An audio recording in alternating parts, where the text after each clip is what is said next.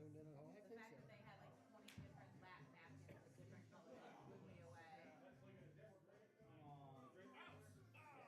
Like taking the napkins to go with your pants. There's a place in the Garden District.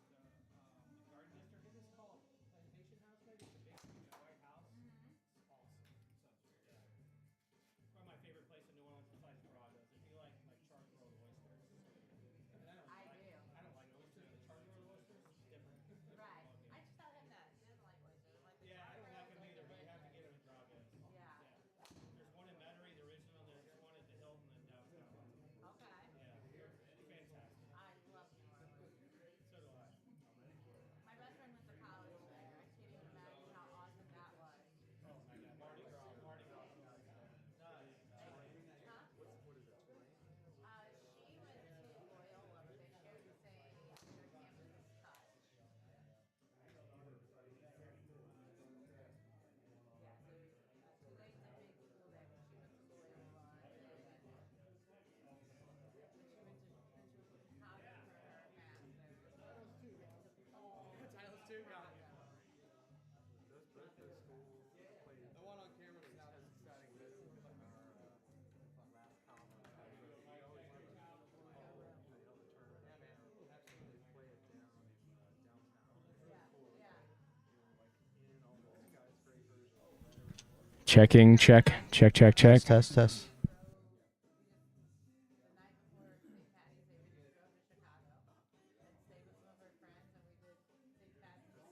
St. Patrick's Chicago is awesome. She has some friends distillers in New Orleans from college. We get together and couch surf every week, and she was on some big crazy float this year with like a DJ and everything. It's always fun. She goes everywhere. I'll say the most surprising St. Pat I ever had was in Dublin for St. Patrick's Day. It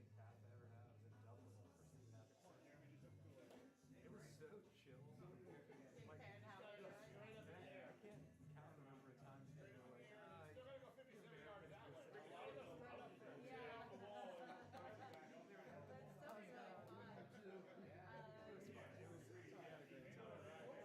can't count the number of times people were like,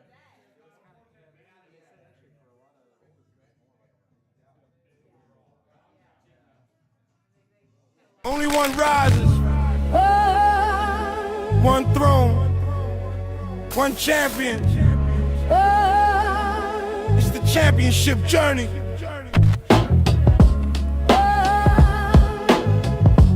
There is a house, give me call. Welcome to the crown. Welcome to the crown. I don't know. Welcome to the crown. Welcome to the crown. I don't know. Welcome to the crown.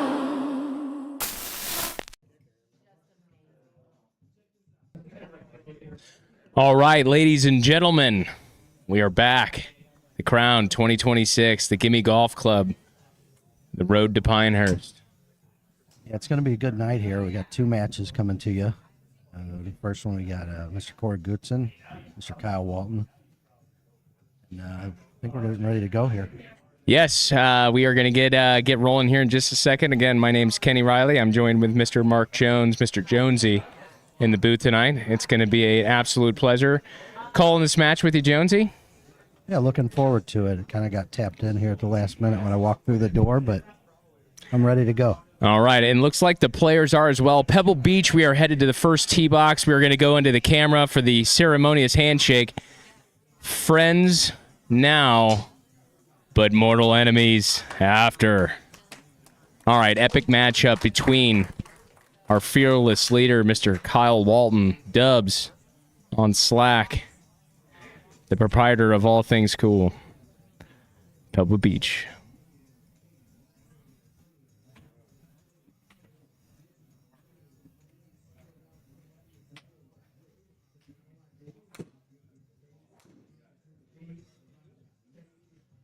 All right, both players doing their best to prepare for this round. Kyle takes it up the right side, does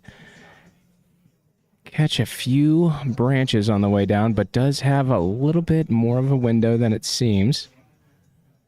First tee jitters here, Mark. Yeah, he did play a little plinko there through the trees, but did look like he dropped into a window there to have a good second shot. Signals to his caddy, and then he needs a new golf ball on the next hole. But Corey Goodson here, number 1, opting for less than driver off the first box.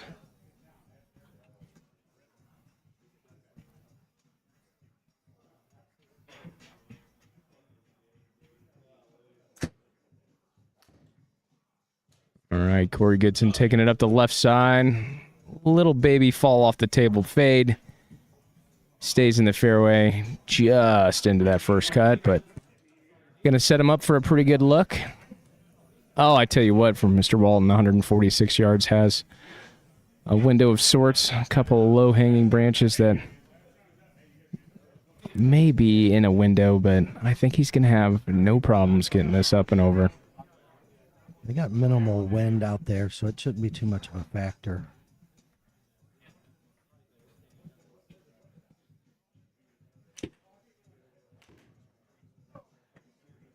All right, Walton taking one up to the right side, drawing it in against the wind, and hits the top of the hill, but kicks him down into that green side bunker. Does have a little bit more of an uphill wedge shot from the sand.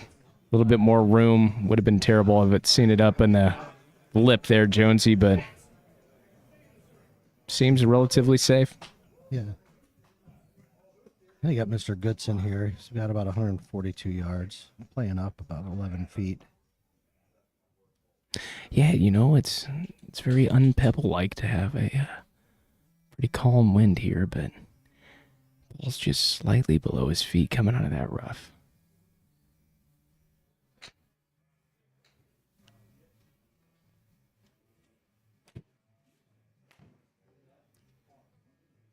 All right, Aaron on the left side of that green. See if it gets the nudge here.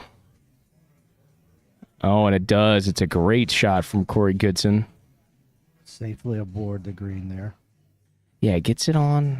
No nonsense par here on the first hole. Walton, look at it, 16 yards. Cute little bunker shot up with the hill, and see if it releases.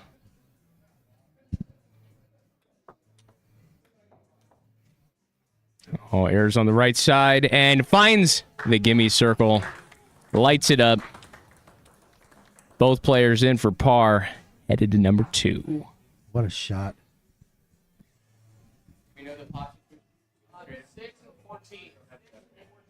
All right, so Mr. Goodson is rewarded 2 pops, one on hole 6, one on hole 14 through the matchup today.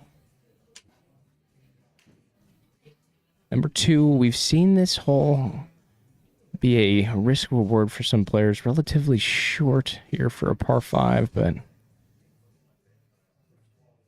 obviously those fairway bunkers do offer a little bit of a sensory overload if you hit one too hard.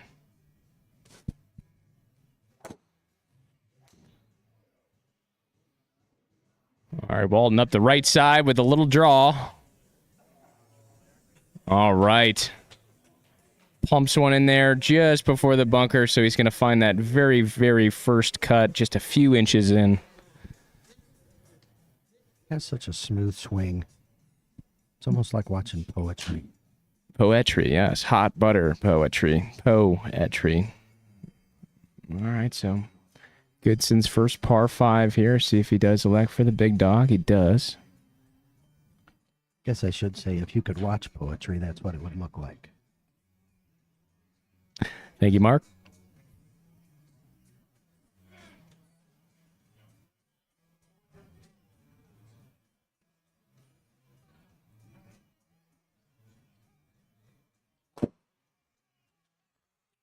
Oh, it's a good-looking poke here from Corey Goodson. Headed up the left side's got room. All right, gets enough distance out of there to cut this hole down into a bite size. All right, Corey's looking at 241 yards. Does have that major fairway bunker in between him and the hole, and then this green is severely protected. with more of that sand here at Pebble Beach. Opting for the 3, maybe a 4-wood here. Yes, you are correct, Kenny. That green is pretty well sand wrapped.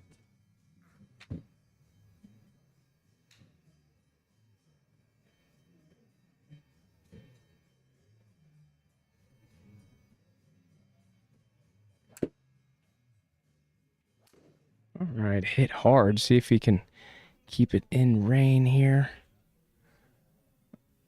All right, just close to that bunker. I think he's just on the edge there, so he's going to have a flat lie.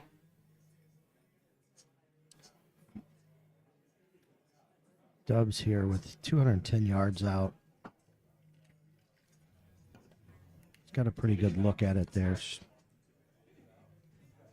Yeah, 210. He's got to go through an alleyway of trees, but again, opting to that left side with this ball just below his feet. He's going to want to push it just a little right based on the land movement.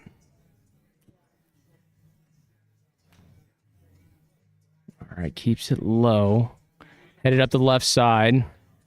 Tries to get a nudge and hangs just close. But to be honest here, Jonesy, that miss just short of the green is going to be much better than obviously the 2 very big SFs, the sand features, if Mr. Schrader is tuning in.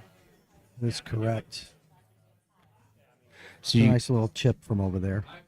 So you can see the pins tucked up way up front. The back of the green is going to be the severe point of this, so everything kind of falling back to front. So Corey can take this to the flag with a little rollout, or try to decide to fly it there and let it stop. 37 yards, Corey Goodson, number 2 at Pebble Beach.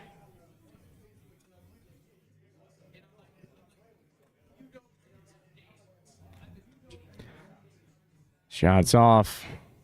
Does find himself getting a little too cute with that one. Does not reach surface, but finds himself in that sand bunker on the front right portion of this green.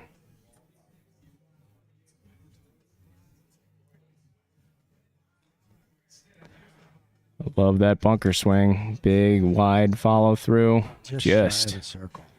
a few inches short.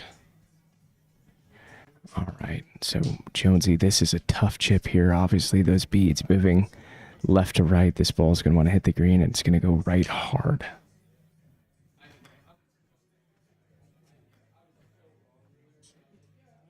All right, well judged. Finds that gimme circle, lights the lamp, and grabs one here early at hole 2. 1 up through 2 holes for Mr. Walton.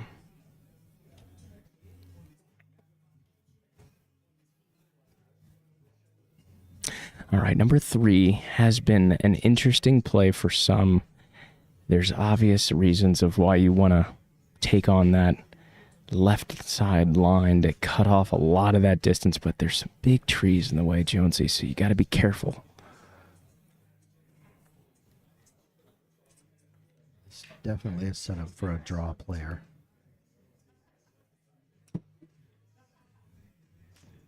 All right, lots of thoughts going through his head, but safe miss. See if it's going to get. All right, does find the rough just past the cart path, but it's going to have a relatively long shot in for a second. This is an opportunity here for Corey Goodson to neutralize that 1-up lead for Mr. Walton. Ooh, I see. I would have thought he would have played driver here, but opting for that fairway metal. These are the types of shots in this tournament where you really start to feel the pressure. You got an opportunity, and it really builds on you. All right, Corey taking it up the right, see if he can get the draw. All right, does hit the fairway, see if it settles it for him. Okay, hanging on by a thread, but still does have a lie in the grass. All right. He's got a good look at it here from 223 yards out. Pretty straight. Minimal wind once again.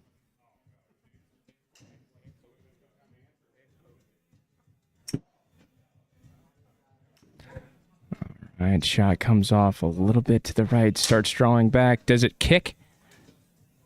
Okay. Yeah, as he makes that comment, it takes Hybrid off the tee, forced to play that same club again. Not what he was planning to do, but he's close enough where he can make something happen. He's surgical with the wedges. Corey Goodson's here at 157 yards out of that secondary cut rough. Ball is on a little bit below his feet due to that bunker face that he's right next to, so anything on the screen is going to want to hit and move to your right, Mark.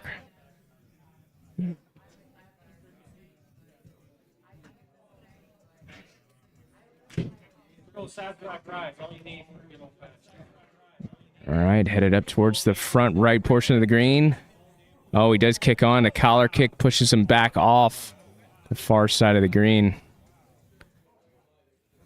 Did bypass any bunkers, but it's, again, allowing that door to stay open here for Mr. Walton with a 24-yard wedge from the front bunker here at the third green.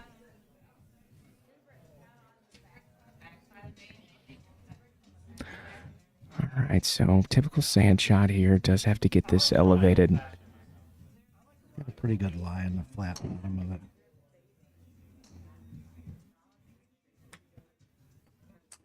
Looks pretty solid.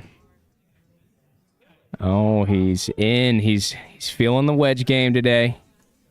The hands team has come out tonight.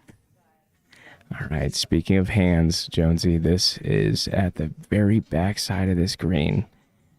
He's got about 5 paces on to land this thing to get it to start taking the natural break down towards the pin, but it will be moving very quickly.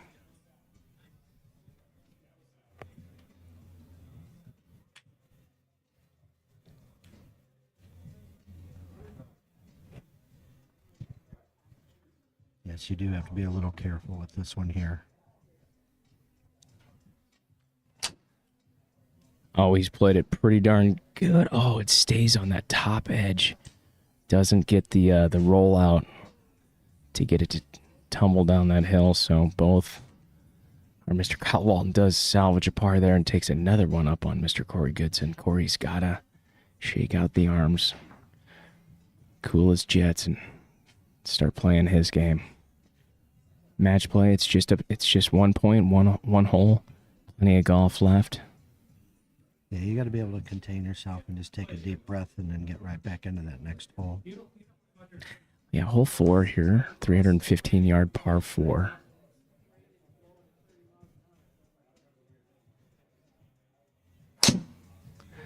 As you can see, that tee shot is pinched by the surrounding trees there, but Mr. Walton hits it hard.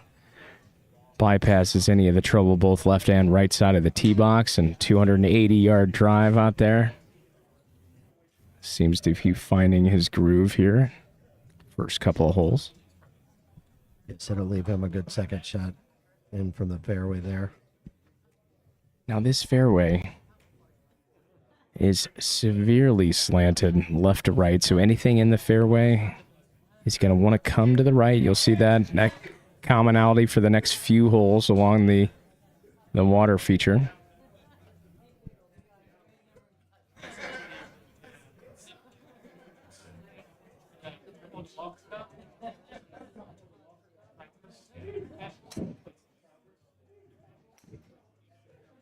All right, solid tee shot for Corey, headed left, bypasses one, settles in just fine. Mega angle here for Corey.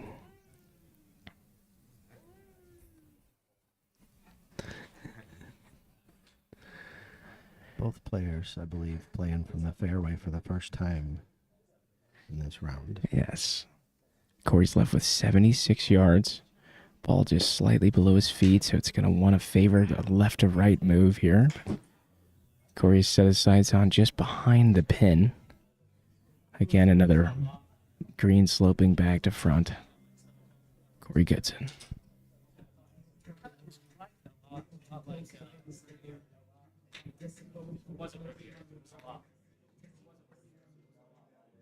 Corey with a great shot. Oh, he gets a little too much torch sauce, but Mark, this does give him the ability of rolling off the green. He can putt, chip, does whatever he wants. Yes, to it does hold set that him next up for a one. good chance to hole out. All right, Dubs looking at 37 yards.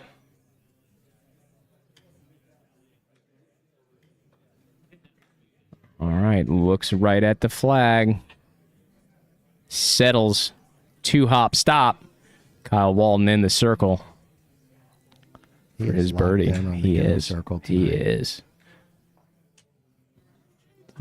Been battling hard, making sure that he gives us a good show. Watching everybody else compete, it is his turn. But Mr. Corey Goodson's been doing the same, electing for the putter here. I absolutely love this play.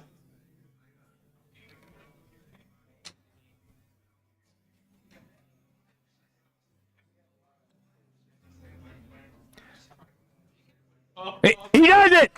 He needed it. He got it. What It's a putt. clutch play here for Corey Goodson, electing for putter, made it count. Both players with the birdie. No blood here at the fourth hole. A shot like that can really change your momentum. Really get you feeling like you're right back in this. Yeah, strategy's sound. He sees one go in. Might be all the difference. Now here's our first par 3 of the lineup. Hole 5, 182 yards. Mr. Walton on the box.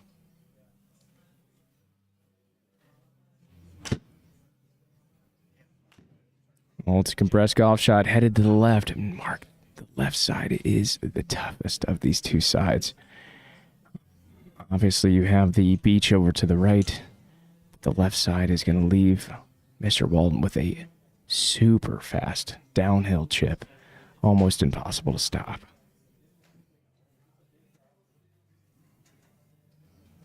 All right. It will be real fast coming down that hill.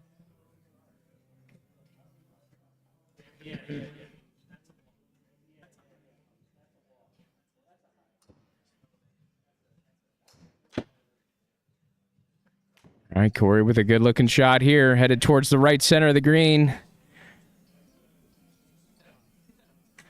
Okay, finds the back right portion and does just scamper off the right side. So again, see if he grabs that putter out. All right, Mark, this is what I was talking about, is that this chip is lightning fast. It's 4 feet down and traveling away from you the whole way. Takes it left, gets it in the air, elevated, hopefully gets a little kill out of that fringe. But see, this is the part where it just needs to slow down. Oh, In and out of at the best he could have done it. Best he could have done it. Honestly, that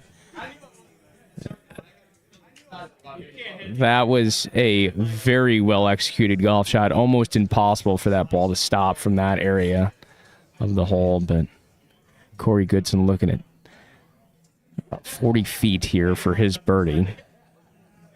Electing for the wedge here, Mark. Now you'll see these tick marks on the screen. This ball, once it hits, it's going to move to its left.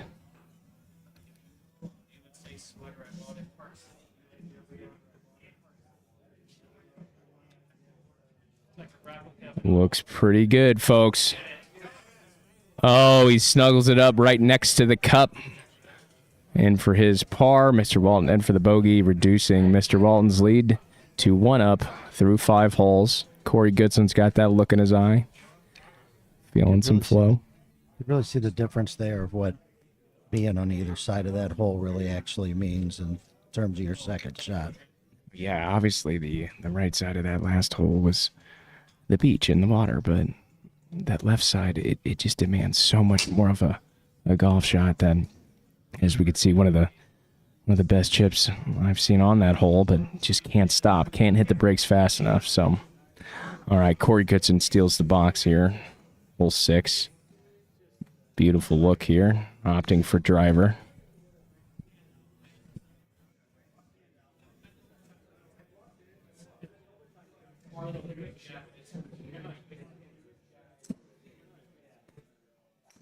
All right, hit hard, head up the left side.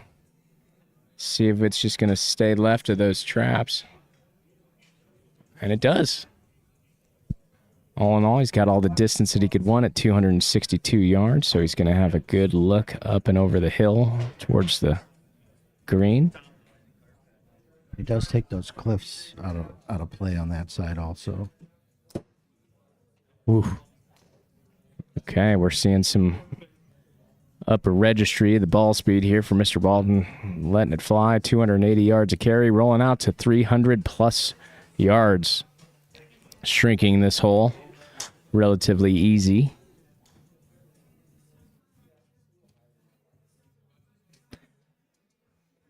It's a long drive right there and set him up perfect for a second shot in. You know, the competitive golf, you can tell that the adrenaline is kicking.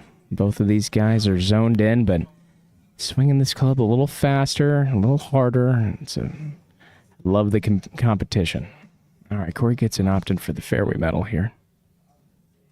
Second shot at 230 yards.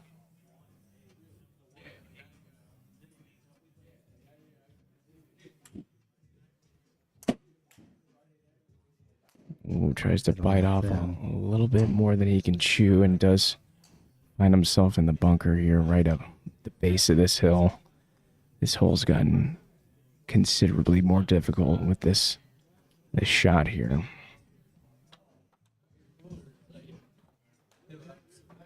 All right, Corey taking the optical pat down here at the third shot, number 6. It's 175 yards up, 35 feet. Anything left here, we want to stay left. We do not want to flirt with that right side mark.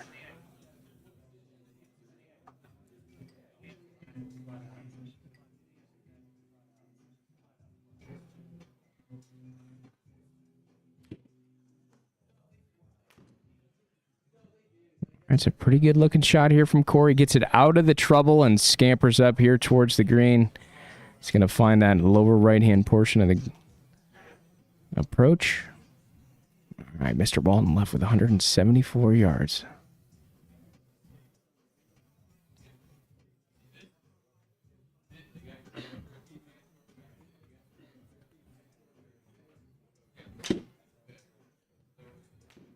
Right, compressed golf shot. Head up the left side is leaning a little bit too much, but settles in before it gets to any real trouble.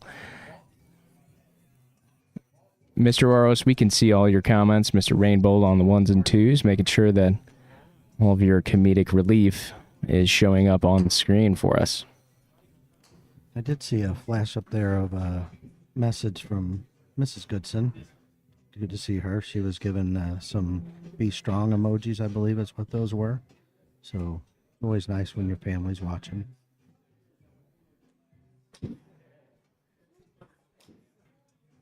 All right, Corey Goodson's 20 yards out from the front side of this green here at number 6.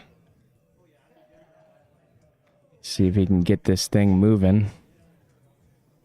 Oh, catches that wedge just a touch heavy, but maybe sets himself up for that epic putting skill that he has. Shout out to Mrs. Goodson. Thanks for tuning in. All right, Kyle Walton, 15 yards. Third shot. All right, clips this one up. Just gets through the fringe and trying its best to get there, but just short of the gimme circle.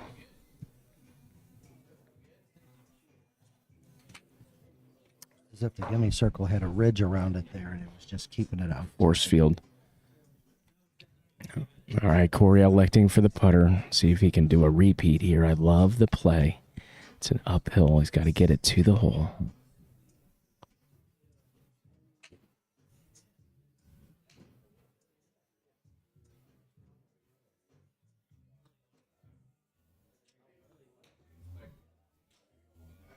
Oh, my goodness. Look good the whole way. Stops just millimeters. Maybe one more revolution would have found the bottom of the cup. But Corey does card the bogey. Mr. Walton with the par. Moves his lead up one. Oh, Mr. Goodson did have a pop there. but was neutralized. So Mr. Walton still with the 1-up lead through 6 holes. Here we are, Mark, at the iconic number 7 Pebble Beach golf links.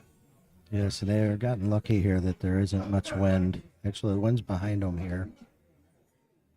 Yeah, 110 yards, one downhill, 28 feet. It's really only like a 90, 95 yard shot here for these players.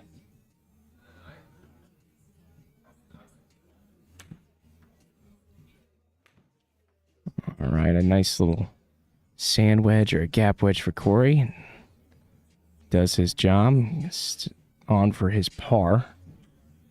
Now, in this situation, do you drop a gear here with 1 up and get a little aggressive, Mark? I think you can. You could be a little aggressive here without the wind being crazy on this hole.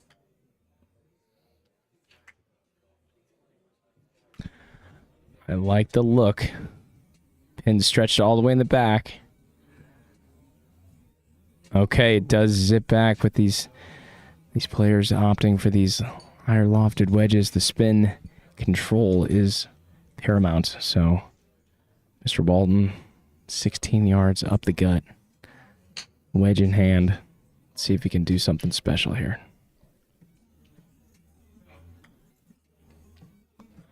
Oh. Does get aggressive, rolls off the back, but comes back. Unfortunate miss there. Does card the bogey. Corey cards the par. We are back to all square, Mr. Mark Jones. All square through 7 going into number 8.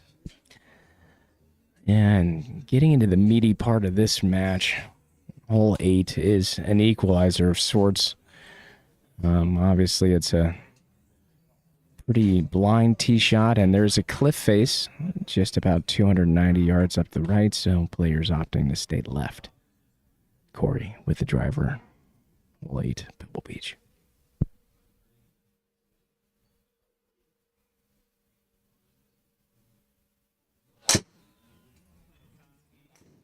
Right, this is up the right side, headed hard, should settle in, no problem. It's going to be very happy with that. Obviously, you see the reveal there, the green, heavily protected by the bunkers.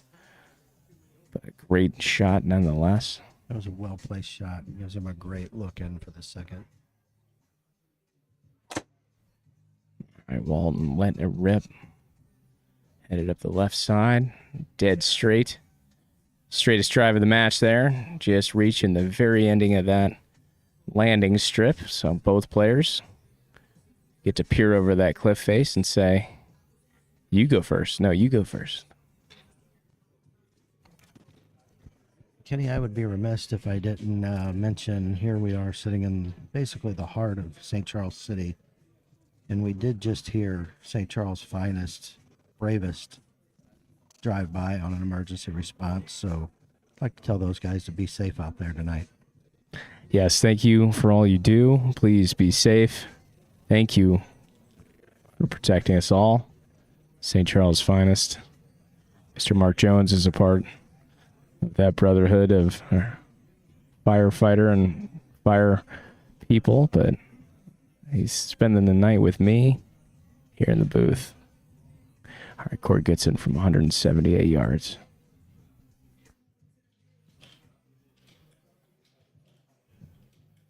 All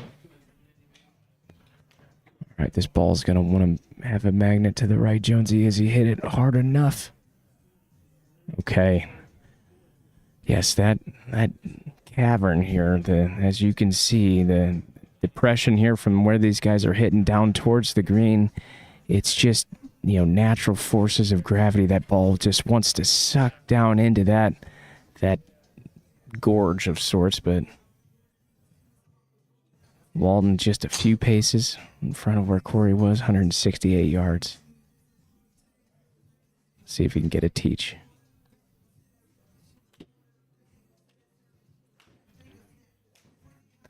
Right up the right side, see if it can draw enough. It does cover.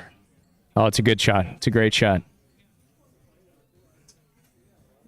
A nice little smooth chip from there, not too far out. Pretty good lie, pretty good angle. A little bit of green to work with. Now, Corey is coming out of the deep rough, as you can see in the bottom left-hand portion of your screen. That circle, that ball is going to be severely below his feet, so he's got to stay steady, make sure that he has the best contact that he can, but this ball's going to want to try to go right just based on that lie.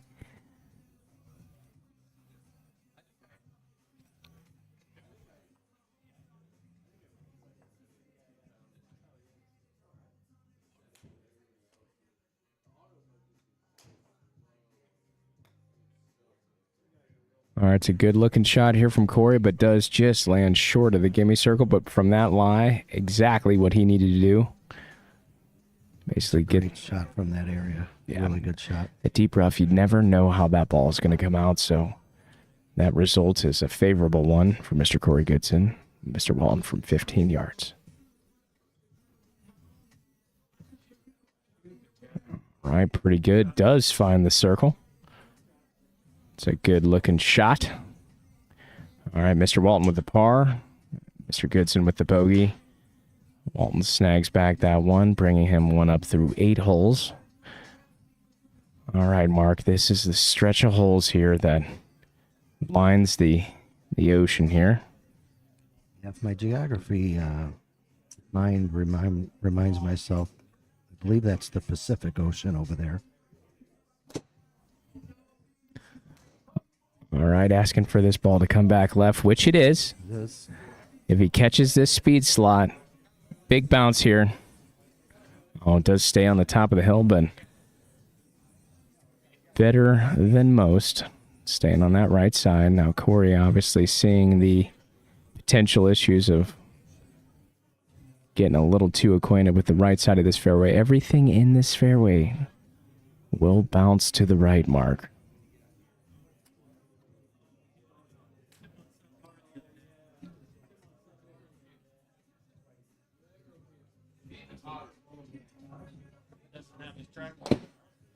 Oh, I love this. He's hit it hard. Headed up the right side. Inside the ropes. Catches the speed slot. Oh, but just catches a little bit of the rough. Takes off all the speed. Oh.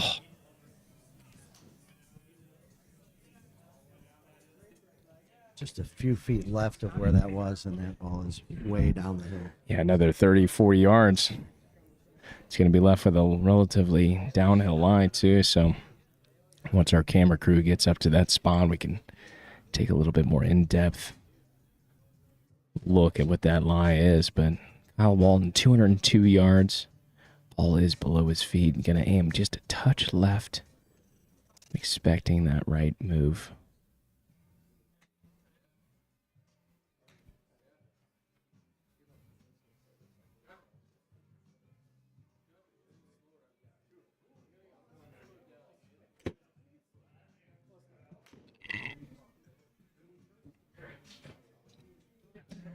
So I think that is a result of that lie, Mark.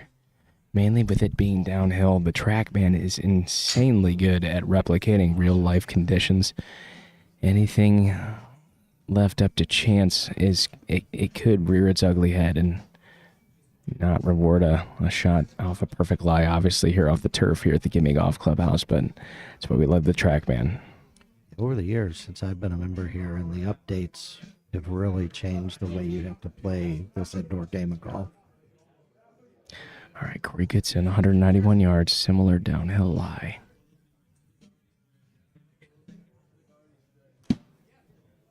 Ooh, catches this one a little low on the face. Needs to settle in here. All right, right side of the green needs to stop. Okay. It's a pretty darn good miss there. All right. Kyle Walton, 29 yards. Front left portion of this green. This is a go zone opportunity here.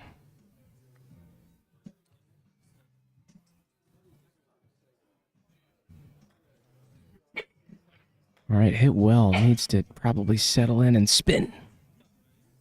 Okay, does overshoot that. Wants to make sure that he gets it onto the green, away from any of that trouble. But on the surface. Okay, so Jonesy, you can see these tick marks on the screen here. That is representing the break in this green. So everything, again, back to front. So this ball, as you can see, Corey is aiming just right, favoring the right side of that gimme circle. It's really important that he gets this ball enough onto the green to roll that way, because this thing is going to rip left. This is going to move very quickly right to left from where we're looking.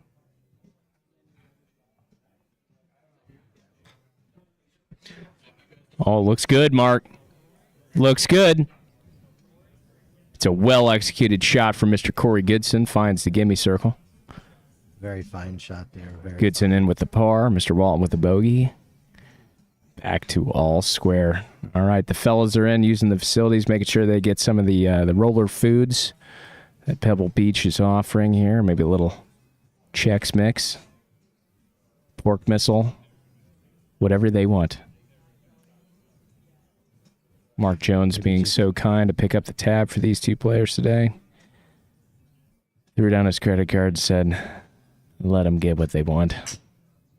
Nothing like a nice warm glizzy at the turn. All right, Mr. Corey Goodson here, number 10, 436 yards.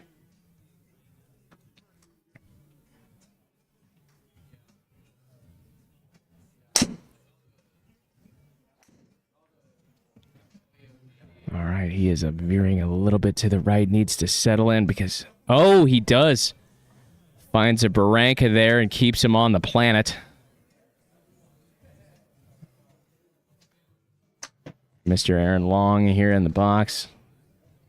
Good to see you in the chat, buddy. Love you, miss you. All right, I think the aim is those left bunch of bunkers over there up the fairway. Whoa.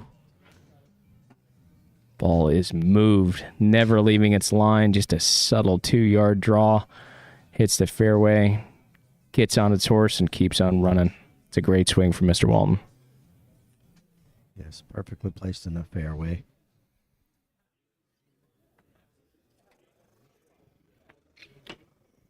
And when I see Mr. Long's name pop up in the chat, I just can't help but think, is his hair long? Is it short?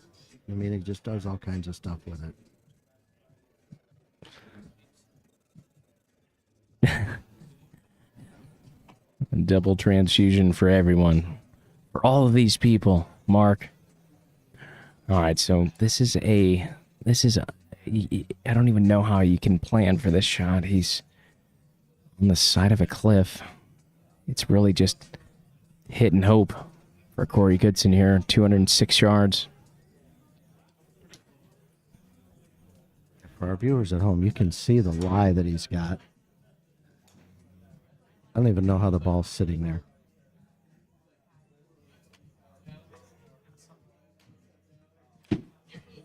Oh my goodness.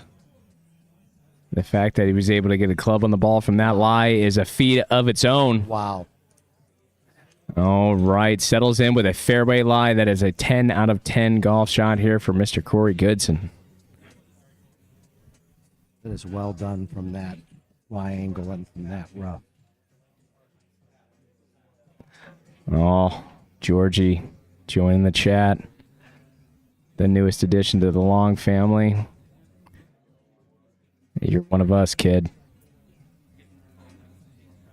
All right, Walton here from 143 yards. A-plus territory.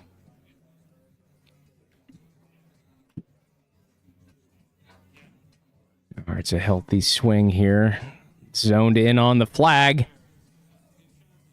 Oh, just short of the gimme circle, but absolutely laser beamed at the hole. A really good golf shot right there. Really good golf shot. All these guys are good at golf. I'll tell you what. I'm trying to soak it up from osmosis. And I'll tell you what, bay time is scarce here at the Gimme Golf Club now with everybody competing and practicing, and I just getting to watch all these good golf swings all day. I tell you what, hopefully it pans out for me.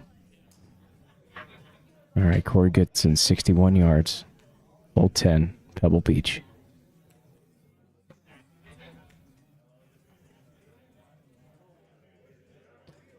All right, Corey on the conservative side of the hole. Doesn't get it quite up to the pin high, but is in for his bogey. Mr. Walton with the par. Goes right back up to 1 up through 10. And Mark, we are headed inland. We are done with the WFs. We're headed up towards the $1 million homes. I'm sorry, $10 million homes. And Walton wants to put one up left center of this fairway. That's a fantastic golf shot. Uphill 65 feet, so ball measuring 264 yards is probably all of 300 on a flat surface. He's just barely in that first cut of rough. Not in too bad a shape there. All right, Corey Goodson headed up the right side, needs to settle in. Oh, Let's get a good kick. he gets a lucky kick right there, does stay in bounds. That is the best case scenario here. He was right on the line of that. Obviously, if it doesn't hit that, it ends out OB. He's reteeing, but he got a break there. He did, and it's a break of the century here. The officials have notified us that more than 50% of the golf ball is on the inbound side, so that is a fair ball. All right, here he is coming from absolute hell, 160 yards, Corey Goodson.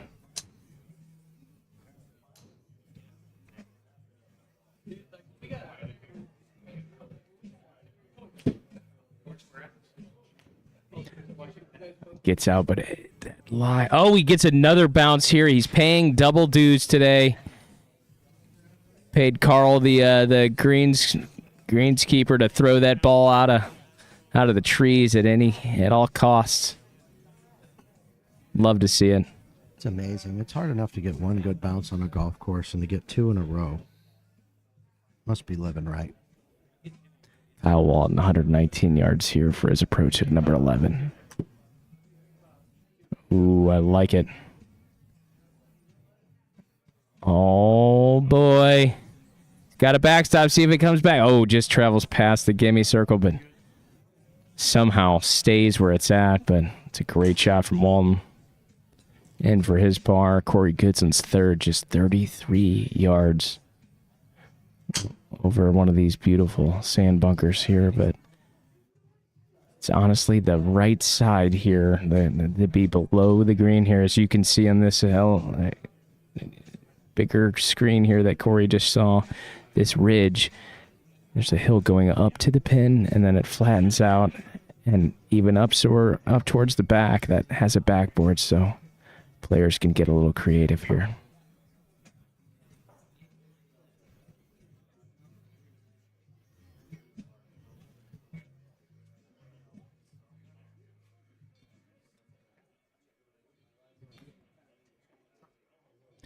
All right, Corey's played a great shot here. He does find the circle. Very nice. Wow. The 11th hole is going to be living in Corey's brain for a little bit because two lucky bounces and makes his par no blood here at the 11th. Two great bounces and a great little pitch Had there. to make the wedge shot happen, so well earned.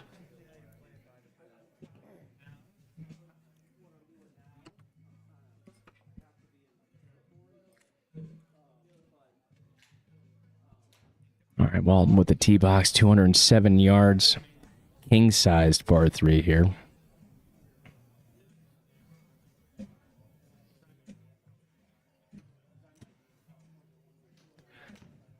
I mean, this is as good as you can hit it, staying away from that right side. Honestly, I think the center of that bunker is far better than being on the right side of this hole, Mark. I would absolutely agree with you on that. So much like the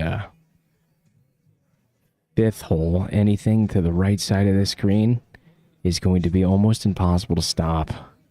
So anything short, specifically into that sand, is going to give him a little bit of extra control on that wedge shot. I know he wanted to land it on the green for that auto par or even find that gimme circle, but that's a good secondary miss right there. All right, Corey Goodson, I got a feeling he's going to do something good here.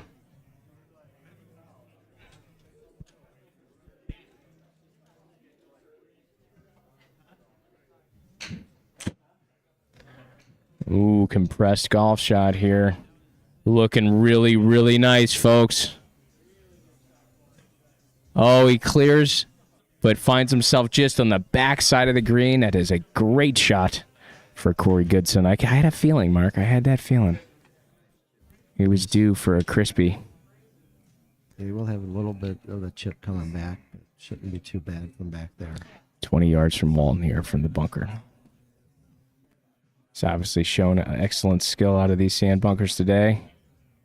Oh, no, just inches short from that gimme circle. It's a great wedge out of that bunker. But it looks like Corey has the opportunity here. His second shot, anything inside the circle, gives him the point square in the matchup. So a really good opportunity here. It's not a whole lot going on with this. It's just a little touch getting it out of that rough. yeah, he has to make sure that he puts enough of a swing on it to get through that rough in that collar, but really just needs it to trickle in. Green is moving away from him.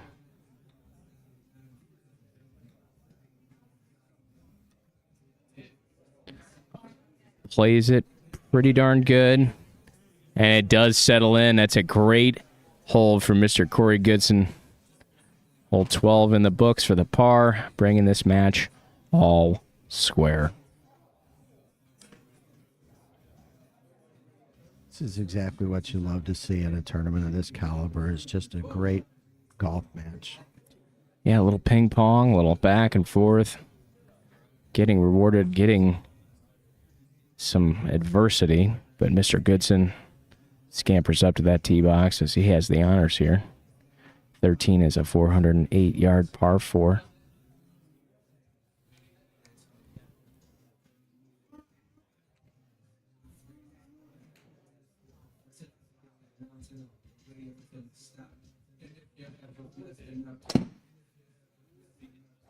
All right, Corey finding some speed here. 155 miles an hour ball speed right up central. It's a great shot. Steve, I think technically they're all his golf balls, so I don't know which one he's using, but yes, it's his.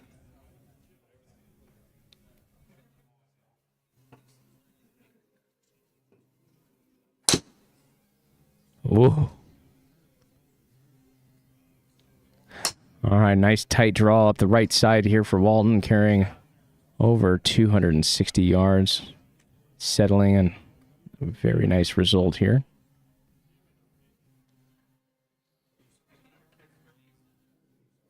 I tell you what, I didn't even notice, but we got Mr. Frog's Hair himself here in the audience. Dan Stretch is here signing autographs, shaking hands. Can't wait for the old Frog's Hair moment. Maybe we'll grab him in the booth. Who knows? Yeah, I did see Mr. Stretch, Mr. Frog's Hair earlier, and I thought maybe he was a politician the way he was shaking hands around here. All right, Corey Goodson, 141 yards here for his second at 13th.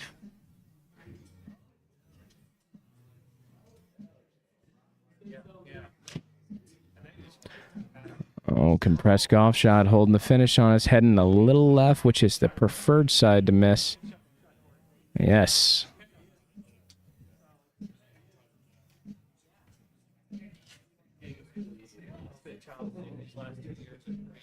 All right, looks like we have 73 people here in the chat. What up, y'all?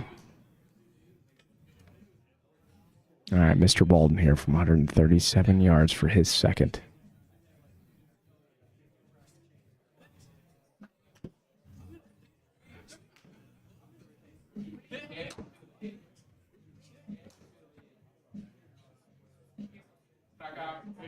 It's a great ball for Mr. Walton. Find the front left of the green. Both players with their par. We are headed to hole 14. All right, Mr. Goodson does have an extra bullet here. All right, 14 is the hardest hole here at Pebble Beach. Corey Goodson is awarded an extra stroke here, a.k.a. the extra bullet. King-size par 5, measuring in at 524 yards, dogleg right.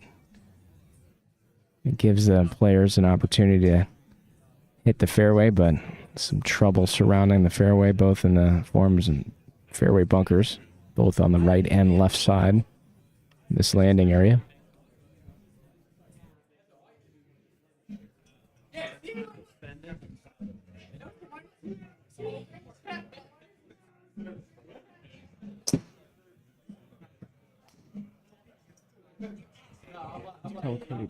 When they're hitting. Mr. Goodson has found the trees on the right side.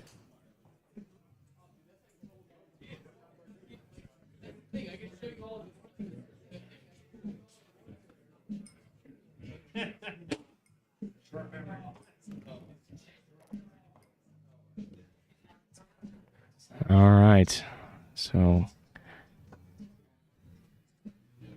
Corey Goodson does find the right side. From those trees, the right side. Kyle's got an opportunity here. All right, both players having a little bit of an adjustment here, but all right, Kyle does find the bunker here, just a little bit ahead of Corey Goodson, but Corey's dealing with some vegetation here, Mark.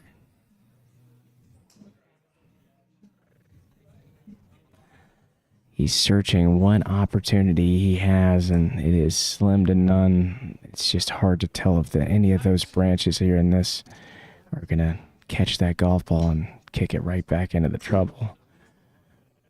So as you can see, folks, here on your screen, Corey is just considering what way that he wants to hit this golf ball. He's opting for a little bit further left, but does have an extra stroke in this hole. This is his second shot, still 372 yards out.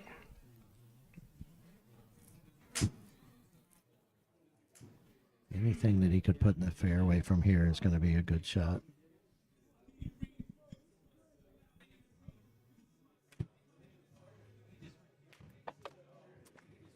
See, okay, Corey does hit his shot, does get caught up in more of that same rough. Hopefully he's going to have a better look getting and advancing that ball as much as he could.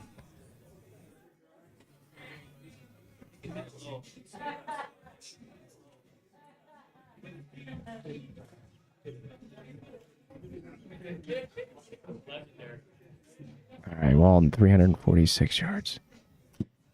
Hits it hard and gets out of the bunker, heading up towards the left side. That's exactly what he wanted to do. Obviously, rule number 1 when you are in the bunker is to get out of the bunker, but advances that ball about 170 yards up the left side. Corey is out of the trees, so wipes his brow and reassesses his look here, but That was a little deceiving there on his last shot because it didn't look like it went anywhere, but it definitely advanced forward. yeah, it hit it solid enough that it did escape the precarious position that he was in, but I like this play. Okay, he's going back to the bag here. I think those trees gave him a little scare. Didn't want to mess with anything more than he's already seen, so opting for the iron. It's going to be wanting to get this left side of the fairway.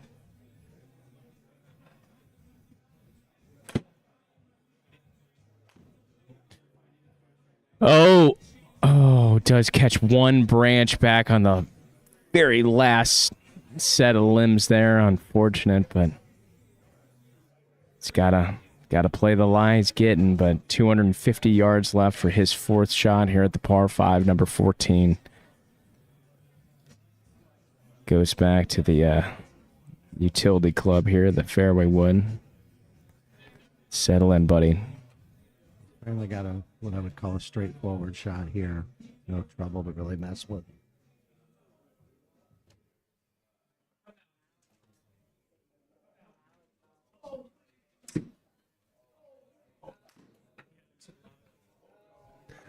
All right, catches some of that deep rough there, but does kick him back into the fairway. So all said and done, he's making his way downtown. Just needs to keep his cool. Walton's third shot here just at 200 yards on the number. Uphill, 35 inches. So I'm sorry, 35 feet. So this is probably going to be playing all of 215.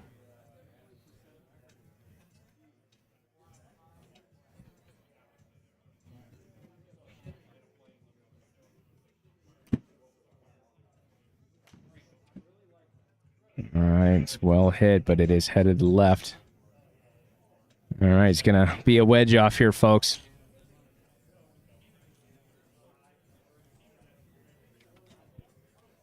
Oh, he's got 97 yards in here from the fairway.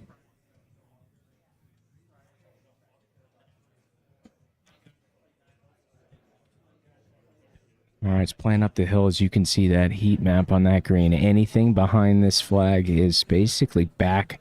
It's going to roll back towards him. So planning to take this to the very edge and see if he can spin it back towards the pin. 97 yards, Corey Goodson's fifth shot.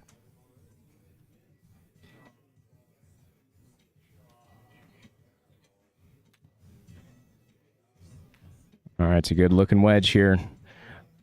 Right at the pin. Does land short and rips right back off the front mark. We had just talked about that. Anything on the screen is just going to punish these players. It's like a Lay's potato chip shaping in the screen. There are ridges and undulations everywhere.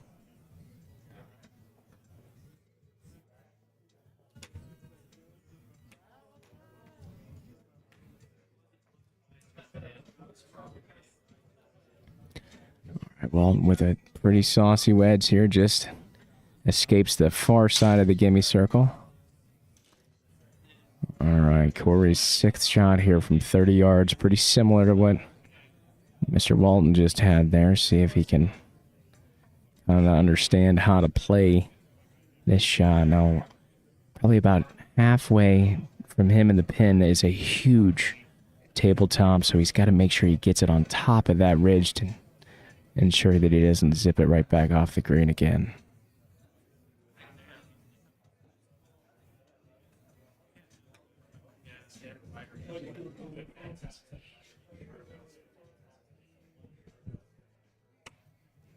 Just scoots out of the gimme circle.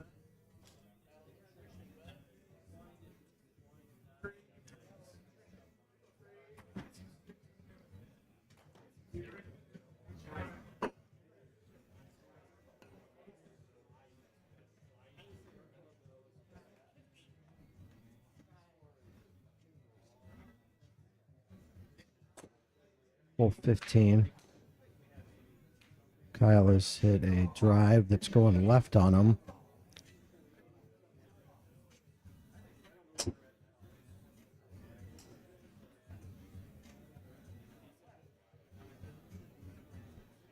No, he is out of bounds. So he will be re-teeing here. He did go one up on that last hole.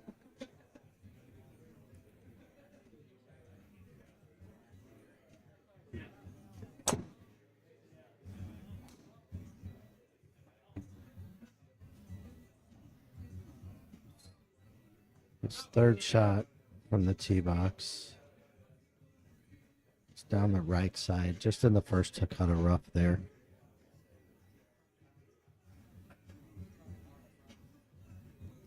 He will have a pretty good look from there on his second shot, though. Mr. Goodson up.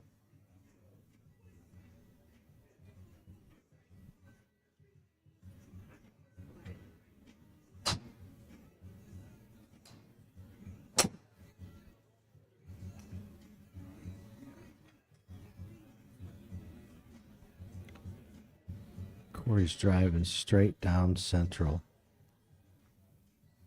Carries about 250 yards. Rolls out to about 283. All right, Mr. Walton here at the 15th, his fourth shot. Hitting his first shot out of bounds. He re-teed. Cruising with about 106 yards out. All right, this is when he gets a little bit more resourceful, his grittiness, and see if he can pull a shot for the books. 106 yards.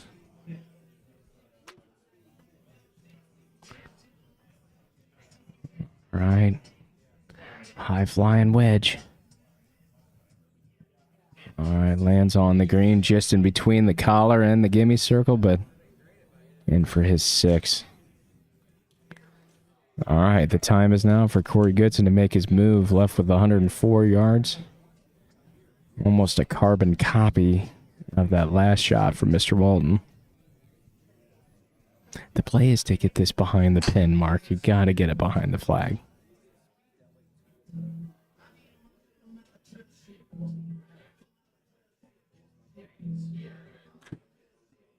Oh, I like that. He's got a little extra juice on it.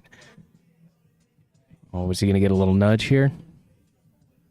Oh, it's looking better. Looking good. And he finds the gimme circle. Corey Goodson drops a gear and gains a stroke, bringing this match all square, Mark. A shot there. Anytime you can capitalize on somebody else's mistake in a match like this, you're going to have to do it. And he did exactly that. Match play, baby. Here we are at the 16th hole. This is one of my favorites here. It's a wide opening here for these players to hit into the fairway. And this green is just tucked, protected, gorgeous. Corey Goodson on the box. 394 yards.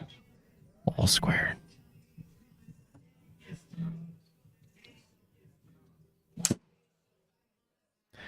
Oh, wow. Opts for less than driver, but hits it perfect up the right side. All right, safely aboard here. Navigating its way down the hill. Nudges him. Bypasses. And there's the speed slot, folks.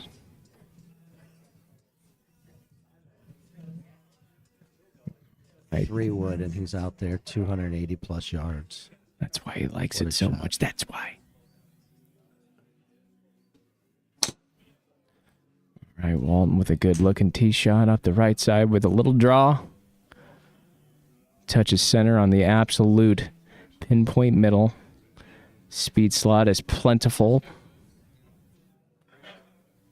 Nudges him just a few inches into that left side first cut.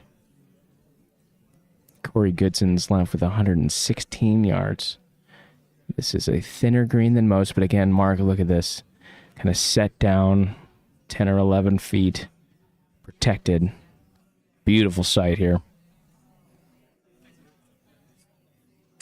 This is a beautiful looking green here. You got trees, you got sand. Pebble Beach, baby.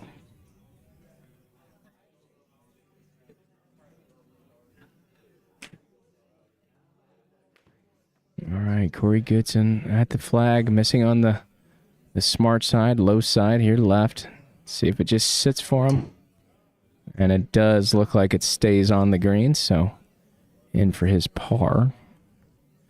Now Walton does have a little bit of a blind oh, and I'm sorry, he's got a good look at it. A little bit of tree trouble, but likes to work this ball right to left, so very keen on this shot shape. See if he can do it here.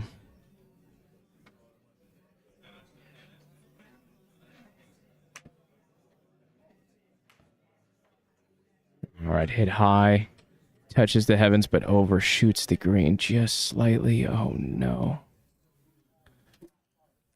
Oh, visible frustration. Knows that he hit that as good as he could, but just travels a couple of yards too far. And Now we got another one of those chips where everything is running away from this hole. It's going to be very tough to do anything close here.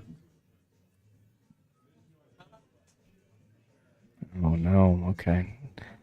Finds himself just short. Gives it another go.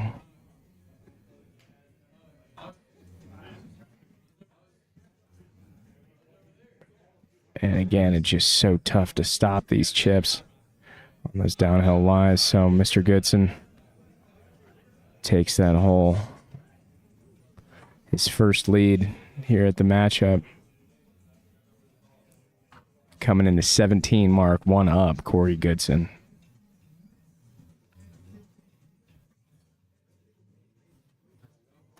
'17, 164-yard par 3. A beautiful backdrop of the mighty Pacific there in the background. It's a Gorgeous hole. great WF if I've ever seen one. All right, Corey Goodson containing the adrenaline. This is a very stretch green, left to right. Pins located front right.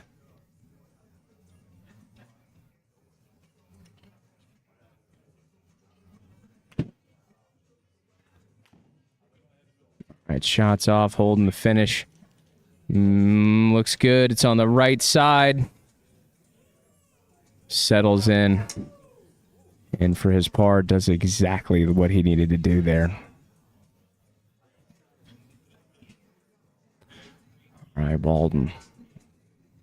Eagerly getting up to the tee box for this shot here at the 17th at Pebble Beach.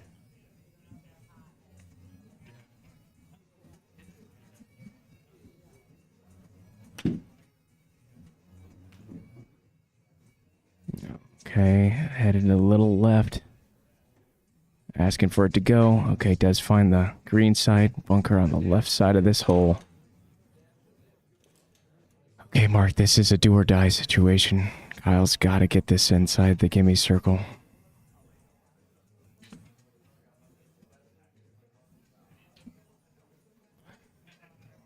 Kyle's dad waiting in the mist on the bag here with Kyle. Mr. Jeff Walton here. Being there for his kid. Seeing if he can do this, pulling this shot off would be incredible.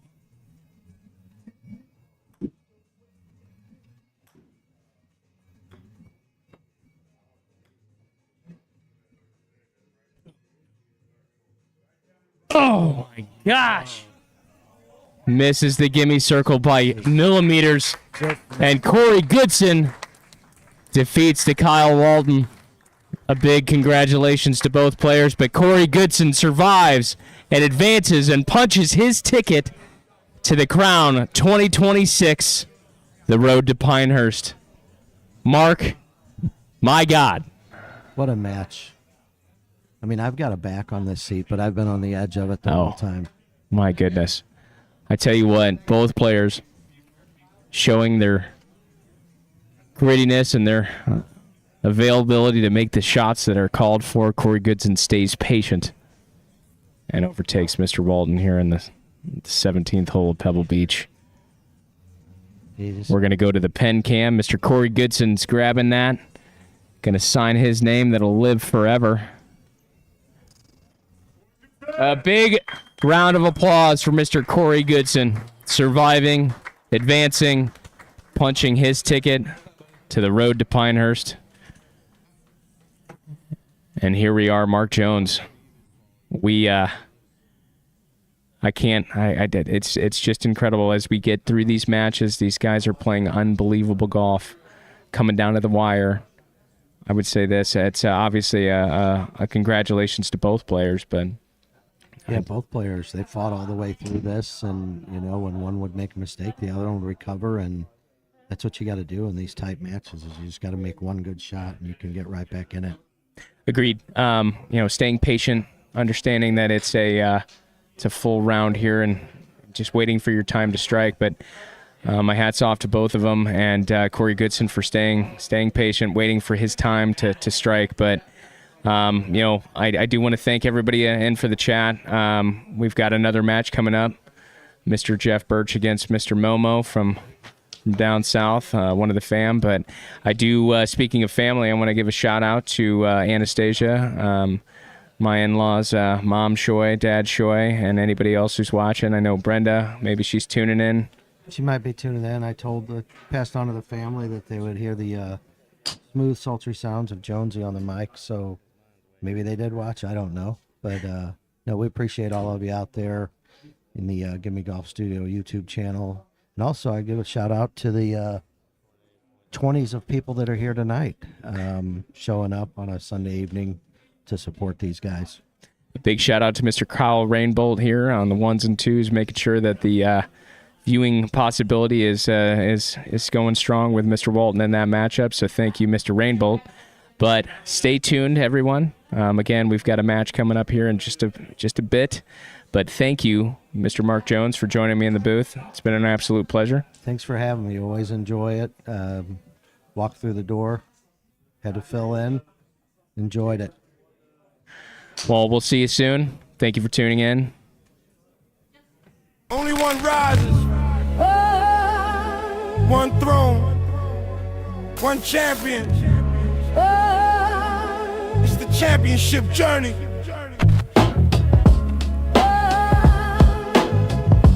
There is a house, give me call.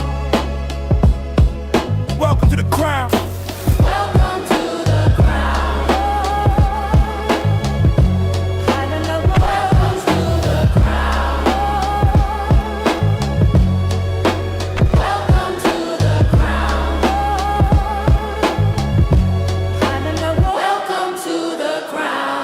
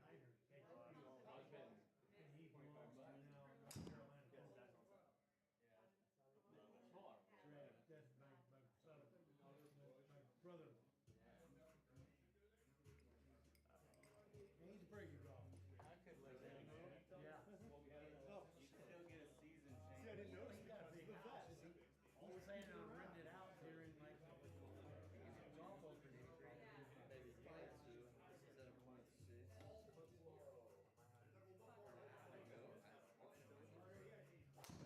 I get lucky that maybe that point you come in handy. That's gonna go to the 2.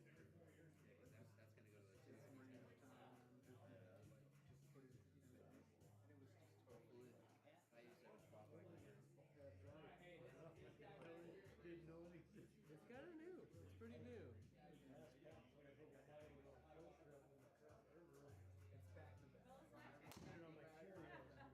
Oh, dude, I used to eat, sleep, and breathe it for many years. My many years was like in the 70s. I get it. Hey, man, I turned 21 when I was like 15, you know? I saw the 21 age commercial for the Did you ever get the bottles and collect all the caps and you go into the cars? No, but I used to what's actually called. Yeah. Figure out how to St. Louis enough for that. Oh, yeah. A lot of people don't play that shirt. How do you know it's him? Right. You didn't bring your info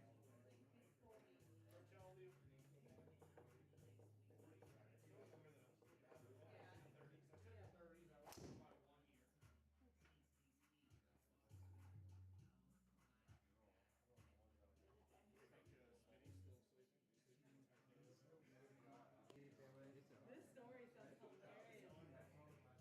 Solid greens.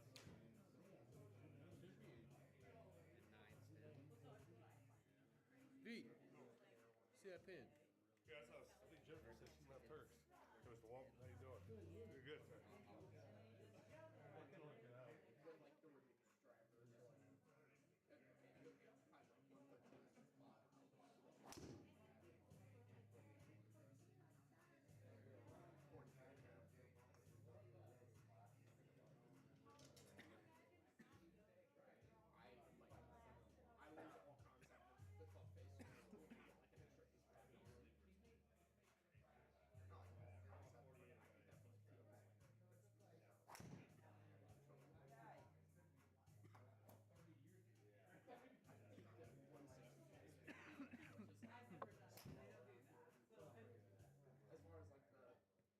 There's like the A group and the B group. Like I'm somewhere in between that. So I'm like the low end of like the top.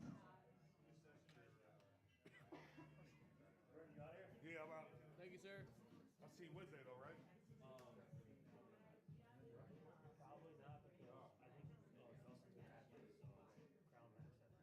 Alright. So if he does, I'll be there. So I'll let you know. Alright. Well, I can still go and play skids, can I? Yeah. I might just do that. At 9 o'clock? No. So You're running huh? at 9 o'clock? I know. No, I think No, it won't be that late. I think we will be able to do a skins game, for a bay. Cool. You just have to leave the bay open for bride and spouse. Yeah, what time's their match? Well, we don't know yet. Well, we won't. Hopefully 8. Alright. So We should be able to get at least like one round in. one round. Yeah. Yeah, okay, got it. Yeah. I already got 100 from Bandit. Last week,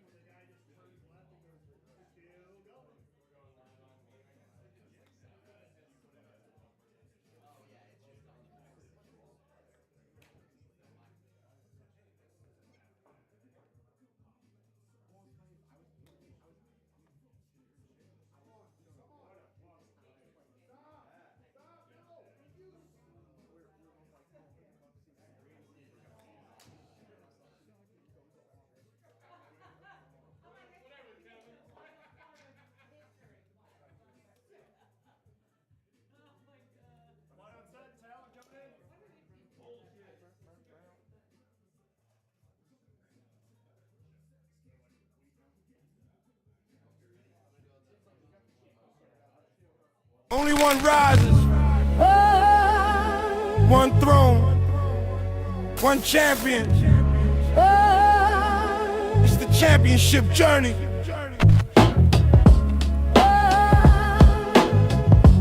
There is a house, give me call. Welcome to the crown.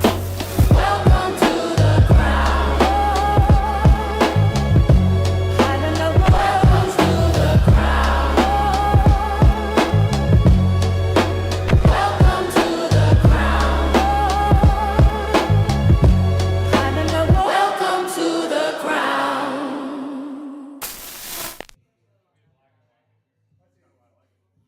We are back with our second matchup here at this Sunday evening here at the Gimme Golf Club, St. Charles. Again, I am Kenny Riley, joined with Mr. Mark Jones. Good evening, folks. The Crown 2026, the road to Pinehurst. We have Mr. Jeff Bertch taking on the Momo here in Bay 1. We're going to move to the first tee box where we have the ceremonious handshake. Friends now and mortal enemies for the next 18 holes. All right, there are two pops. Hole 6 and hole 14. Yep. Jeff Bertch here on the box first. Beautiful first tee box here at Pebble Beach. This is the last matchup here of the Sweet 16, moving into the Elite 8. It's exciting stuff here, Jonesy. Down to the nitty-gritty of this tournament. All right, Jeff Bertch with the lashing up the left side, fading in. Looks like he's going to catch a ridge and find himself on a pretty perfect lie here up the left side of the fairway in that first cut. All right, Momo going less than. Momo is known for his ball speed, so let's see what the kid's got here.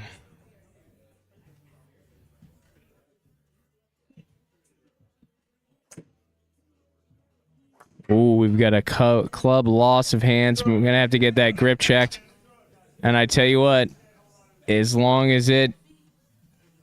Oh, he kicks it right next to Sherry's house, but does have the ability to play this out back into the fairway without any extra penalty strokes. So he's got a look here. Right up against that wall. You know, as a right-handed golfer, he's got some shots here, but depending on the severity, looks like he's chosen in on a little pitch about 50 or 60 yards back into the center. Heavily guarded with tree branches, Mark. Lots of tree branches. Just got to keep this absolutely low.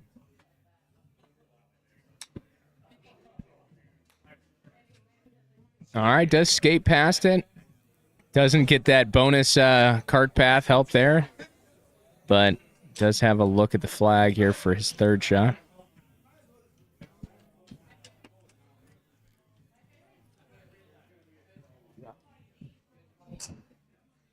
All right, Jeff Bertch is left with a $120. Number 1, Pebble Beach, the Crown 2026. Ball's just slightly below his feet here.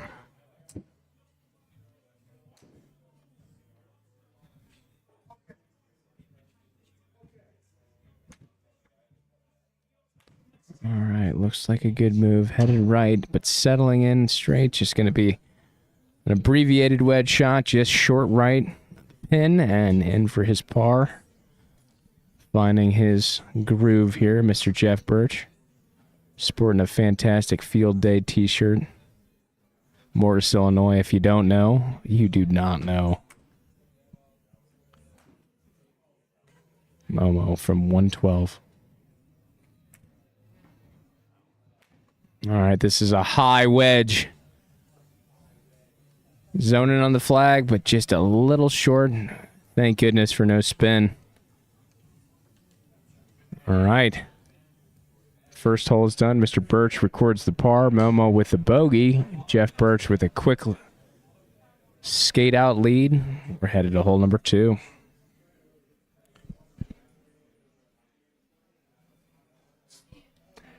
All right, again, as we've seen through the matches, number 2 is a kind of a pinch fairway, everything moving left to right once it hits the surface, but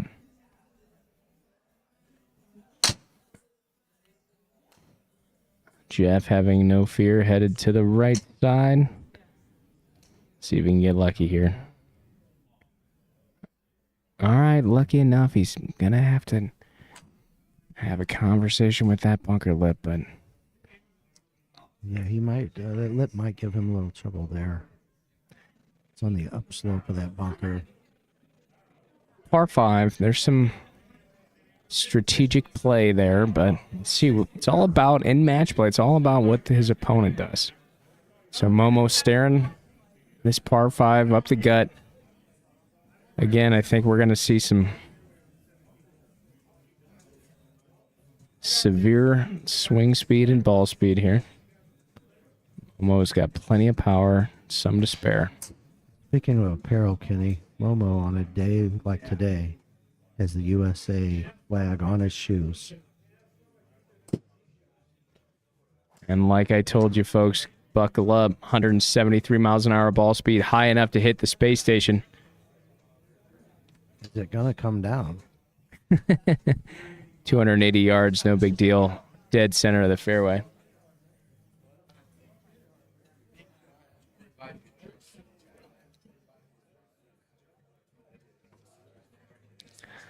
Okay, so Jeff Bertch understands his lie here.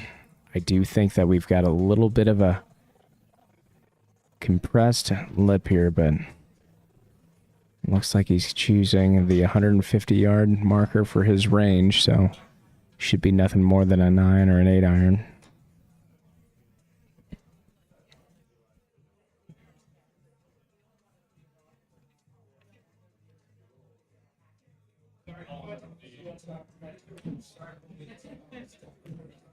All right, it's a good-looking shot. Escapes the bunker.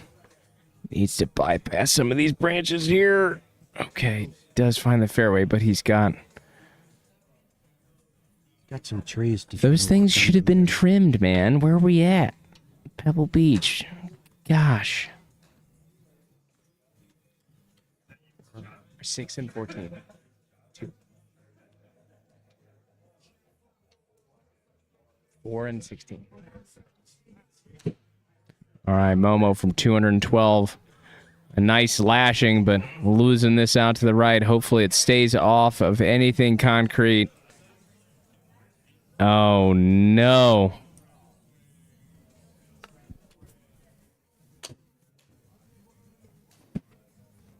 I'm not too familiar with Momo's game, but man, he hits the ball very high in the air.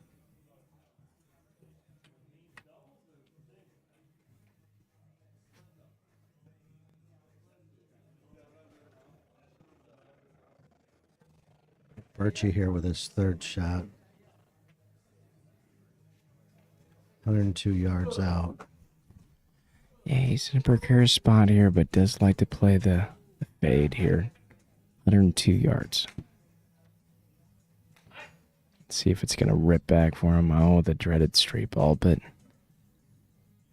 all right, finds himself in the bunker. He has no beginner for the wedge play, so should be something special coming up.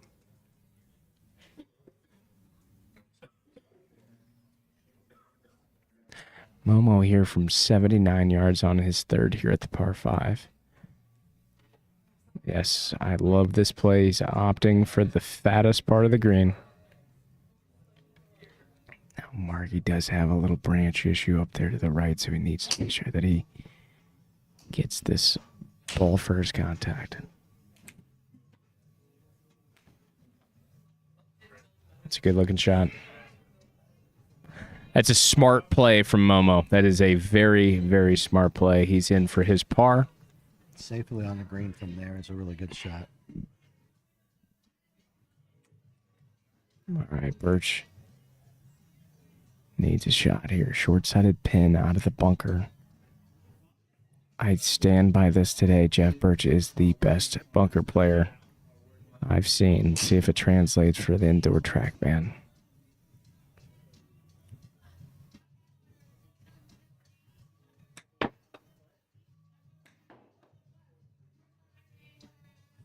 Oh, it's the best shot he could have hit, but it does land outside the gimme circle, so Momo grabs one back there. Number 2, so this match is all square, headed to hole number 3, Mark. If it's anything like the rest of the day's been, buckle up, folks. We're in for another good one. We're just getting started. Both of these players have played here before, moving themselves all the way right. Now, here's the thing. Momo's got all the speed in the world, but does he know how to rein it in? I think technically that ball is in front of that marker, Mark. Might be a question for the officials, but if Trackman lets us do it, we're going to play with.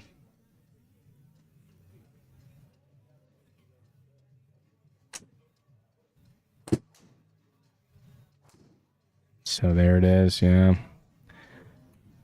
I think his eyes were a little bit too big for his stomach there and tried to hit it hard and get a competitive edge there, but is left with a branch from hell kicking him just off. It's going to have a total Magellan situation here, trying to navigate him his way back into the green here at the 3rd.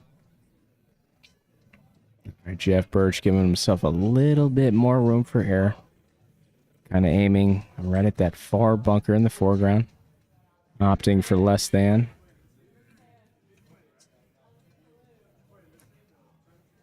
The original Callaway Rogue 5-wood.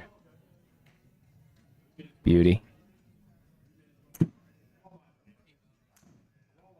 All right, hit well enough, but you can tell he did not like it, but all in all, maybe made this hole just a touch longer than he should have. So again, with match play, it's all about what your opponent does on their shot to give you your strategy. So Momo with the 3-wood here. So here's my thing, Mark. Any fairway wood out of a deep rough situation just has the chance to not end up like they're expecting. I agree.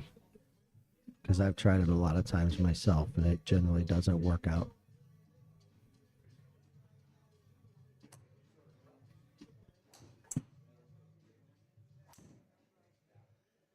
This guy needs new grips. He can't keep his hands on the golf club. That's insane. To me, maybe anybody else at home watching this, but just wants to let go of the golf club, but not a bad shot.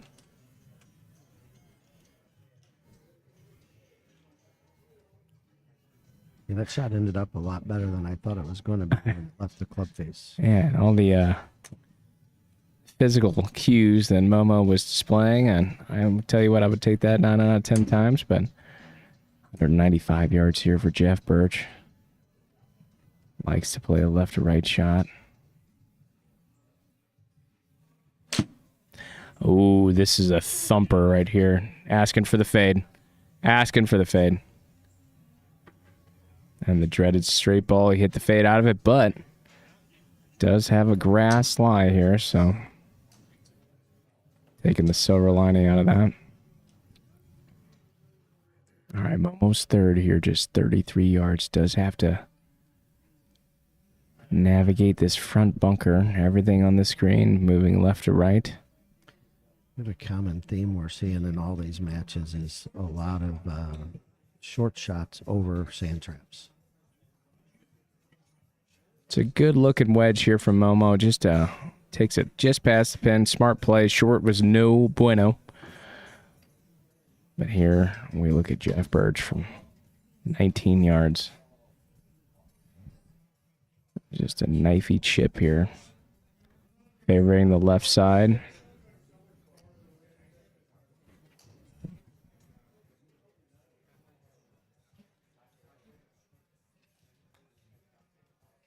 Looks pretty darn good. Can he do it? Oh, kisses the right edge of the hole, but does find his way into that gimme circle. It's a great shot from Jeff Bertch. Cards the par and gains his one-up lead. through 3. Really good shot and just rolled it right past that right side. Just missing the cup. Gives it a chance to go in, though. I love to see that.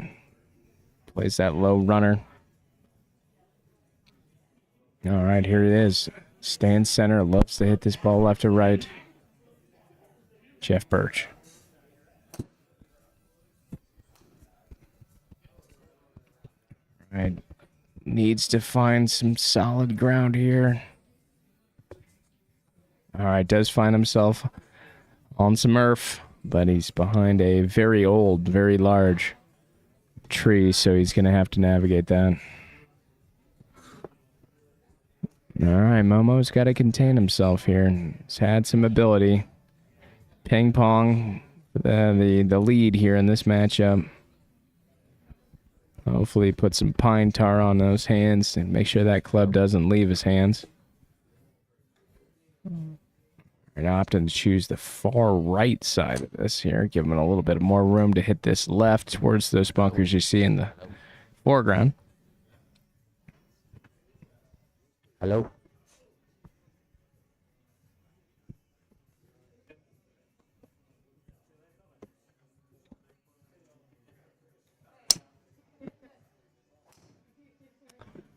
All right, both hands on the club, but the ball is headed right.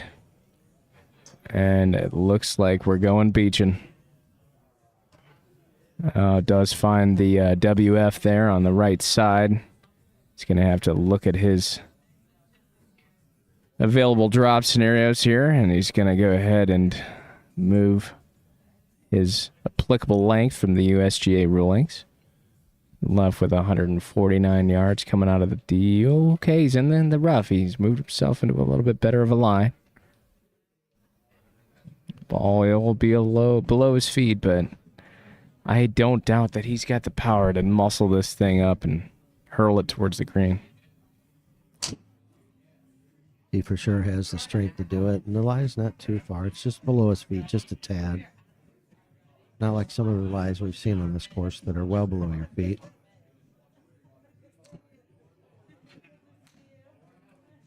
Okay, holds the finish. Asking for the fade, but does leave it just outside left. He's got a flat lie from the bunker, so again, has the opportunity to wedge this one close. Mr. Bertch, unfortunately, left with a pretty severe lie behind this tree here at the 4th. Opting to push this back into the fairway. Give himself an uninhibited shot.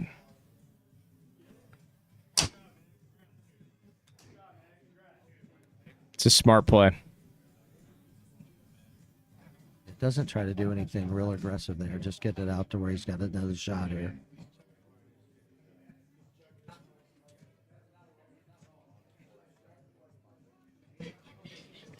All right, Jeff Bertch here from 75 yards. His third shot, looking to put this one close.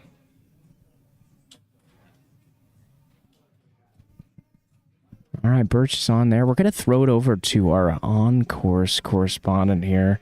See if he gets a good look at Momo's shot here. Hey, Kenny.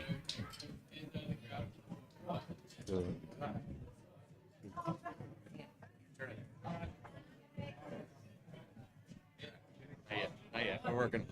All right, Momo's looking at 18 yards here, green side. I love this chip. I love this wedge. And he does it. And leans. His back is broken. Spinal. Both players card the bogey. Yeah, you did. All right, both players card the bogey there. No blood, but we are headed to hole 5, our first par 3. 185 yards, Mr. Bertch has got the first go at it. Now, Jonesy, as we talked about this, obviously the right side, you see that sand. Obviously, we want to stay away from the right, but the left side, if you are pin high or long, it is almost impossible to get this golf ball to stop on the green. Yes, we've seen it in the earlier match. It is a very difficult shot from over there. I think Bertch is going to place one beautifully. 185 yards.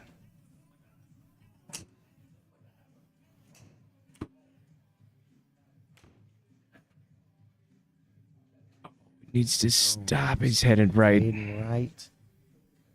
Let's see if it hangs on. It's okay. He can play this shot. He is pin high right. Has the ability. Can you hear me now, Kyle? A little? Not great? Sorry, we're having some malfunctions in the booth. How about now? Is that better? All right. Hey, Kenny. Thanks so much. Down here at the 5th hole. Momo's got a great shot here.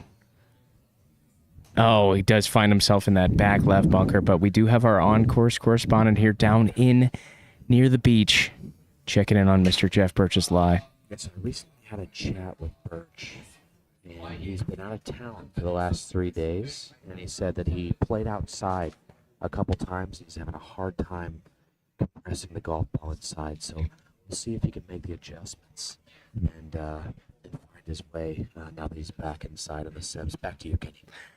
It's so great to have an extra pair of eyeballs here to check out all the different lies and the scenarios that these players have, but we're here with Jeff Bertch. 20 yards up and out. It's amazing. Oh, my goodness. Oh, my gosh.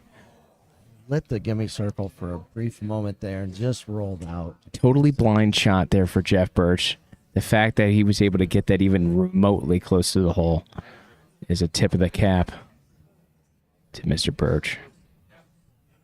You can't hit it much better from that location. Edge of the seat mark. So Momo's looking at 15 yards. Understands how this green works. He's aiming this way out right. Just needs to get this placed on the green and let the gravity do the work.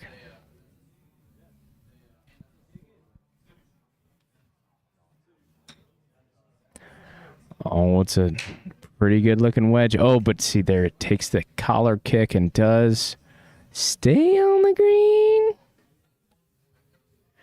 Oh my gosh, it does stay on the green. Both players in for the birdie. They are done with this hole. We are headed to hole 6. Stat.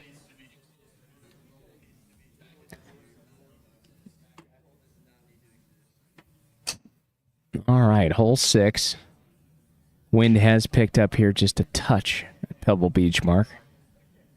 Mr. Bertch here at the par 5. 484 yards, opting for driver to pump it down there, and just a little fall off the table fade here, hopefully.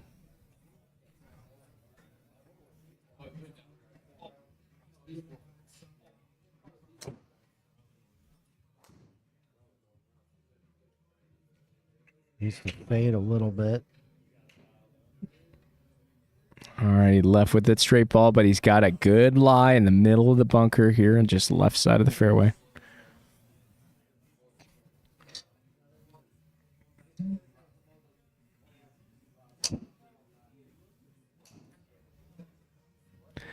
All right, Momo, his go here at the 6th. Pine tar in massive amounts.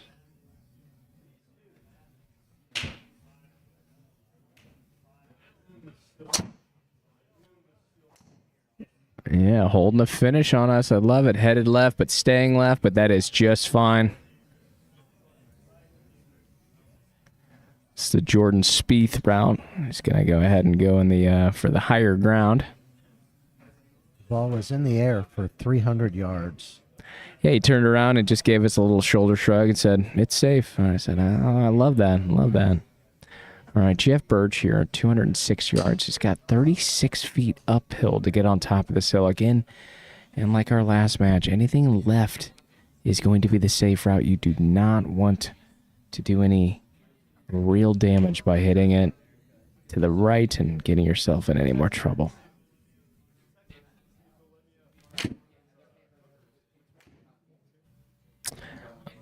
Oh, this is absolutely Really perfect.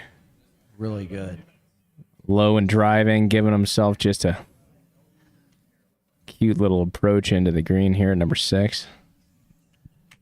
Said he thought he had about 20 or 30 more yards out of that for run, but Oh, yes. Momo can move it. And he can also throw it and drop it and forget it. But here he is from 203 yards.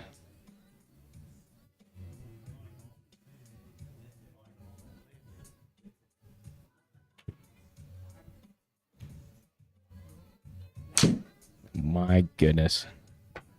Hits this one with intent. Asking for it to go right. He's doing the, I don't know, he's too young for this, but the free willy move, the hand out to the right, trying to signal. Bertch here with just a cute little wedge shot in here. 19 yards. Yeah, as he would call this, it's just a rhythm wedge here. Momo does have one extra pump on this hole, so.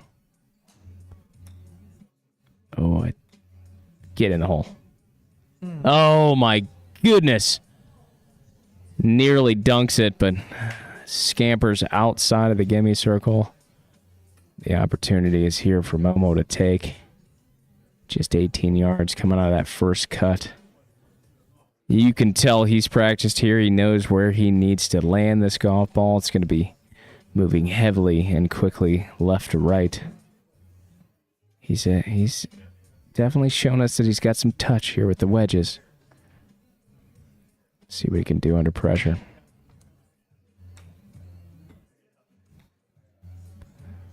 Okay. Does over accentuate the wedge there, but he's on the surface, and that is in for a 5, so I believe. Oh, no. Both players pop. Or both. Yeah, he does have a pop here. So Momo does grab one back, bringing this all square into hole number 7. Iconic number 7 mark. Yes, and I believe we do have, well, not too much wind here. All right, Momo grabs that box. He's excited. He's been waiting to play this hole.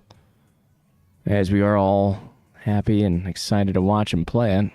103 yards down 29 feet. No more than 90, 95 yards maximum for this. Pin smack dab in the left middle portion of this green.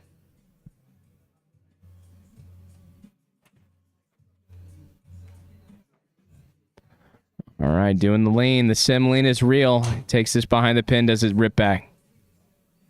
Oh, sits pretty. It's a great shot there for Momo and for his par. Hey, Kenny. I'm down here on 7. Considering I just lost my match and played this hole earlier, I think this front pin is better than the one that I had when I played. It was a little in the back. I think it's a really good opportunity to put one just past the hole here. See if Jeff can rip it back. Let's watch.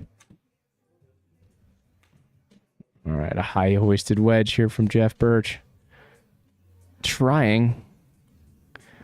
All right, just a little bit of a long miss just to the left, but a nice little abbreviated wedge here. But we are absolutely excited to have Mr. Kyle Walton here joining the crew. Yeah, I'm definitely licking my wounds. He took it to me. Happy to be here with you guys and happy to watch this match. Oh, Jeff Bertch putting a good look at it. Gets inside the gimme circle. No big deal. Well done. That wedge shot could wreak havoc on someone's psyche, but Jeff Bertch, steel trap. Both players card the par, remained all square, heading into hole 8. Like we've talked about before, we are rolling down those holes along the Pacific. Pacific. All right, Momo needs to rein it in here. He does have the ability to overshoot this fairway.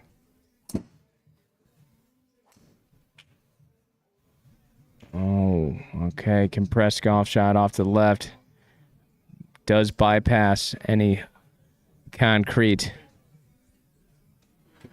but leaving himself quite a bit of work to do. But Mr. Jeff Bertch looking for a little bit wider of a berth here, and does have the driver in hand. See if he leans into this one and knows something that we don't.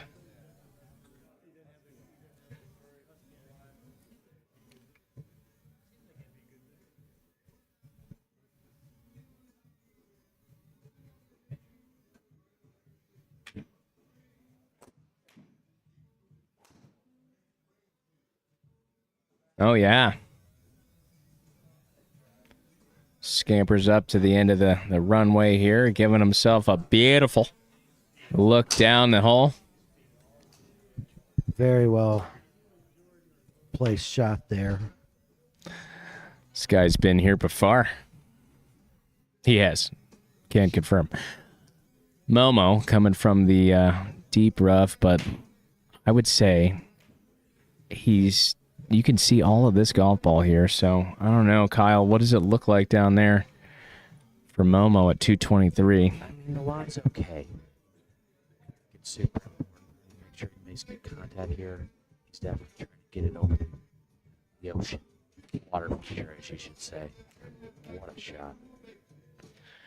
I mean, every bit of his body was moving during this golf shot and does bypass any of the real trouble over there, but he's going to be left with a little bit of a thinker there coming off the left side into the green here at number 8. Now, Jeff just looking at the edge of the world here at 166 yards. Just watching that young man hit the golf ball, it makes this old man feel like I need to go home and take a soak for my own body.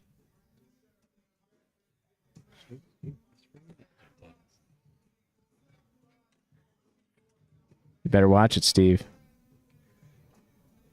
Jonesy's coming for you, man. All right, Jeff Bertch, 166 yards again. Imagine him like the Titanic on the front of the boat over this cliff. Oh, it looks so good. Does it have enough?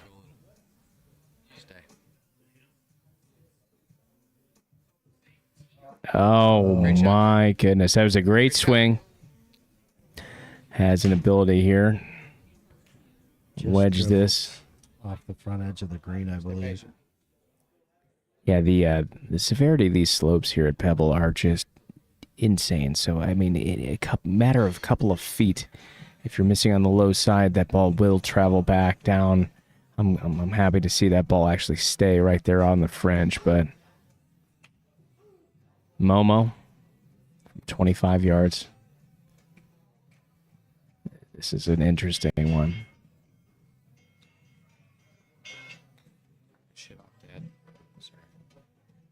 Momo does get his way onto the green, but a screaming fan about something about Red Lobster.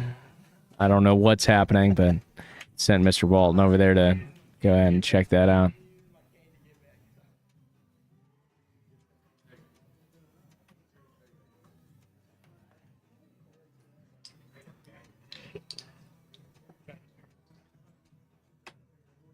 My dad, man. We deal with it. We deal with it.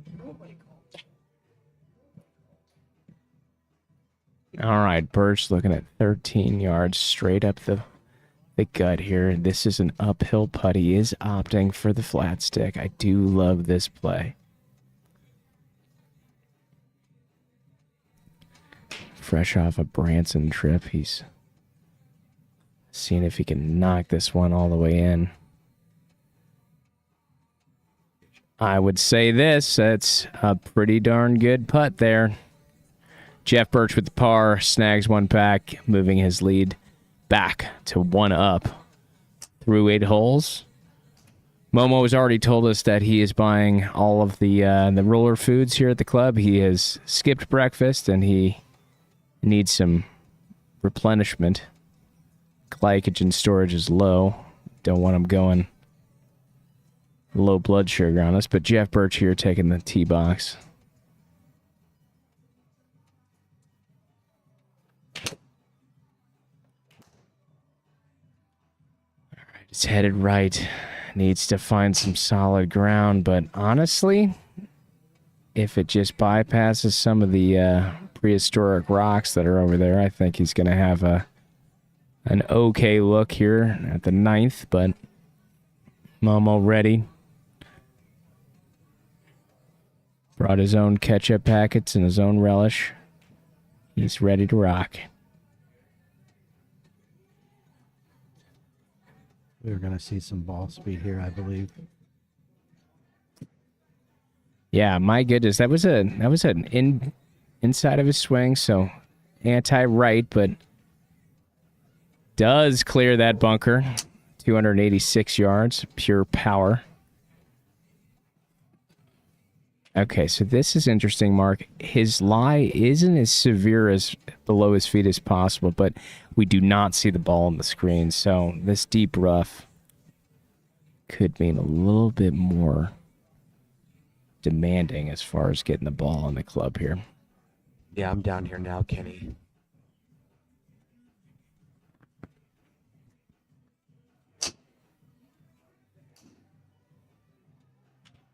It doesn't look good. I'm guessing he's trying to chop this back into the fairway. Do his best to make a par, but looks like we got a fairway medal out of this long stuff. Oh, unleashes. Playing a little bit of a cut here. Needs to just settle in. Bounce forward then. Okay, I think he's on us a little piece of a flat lie, but...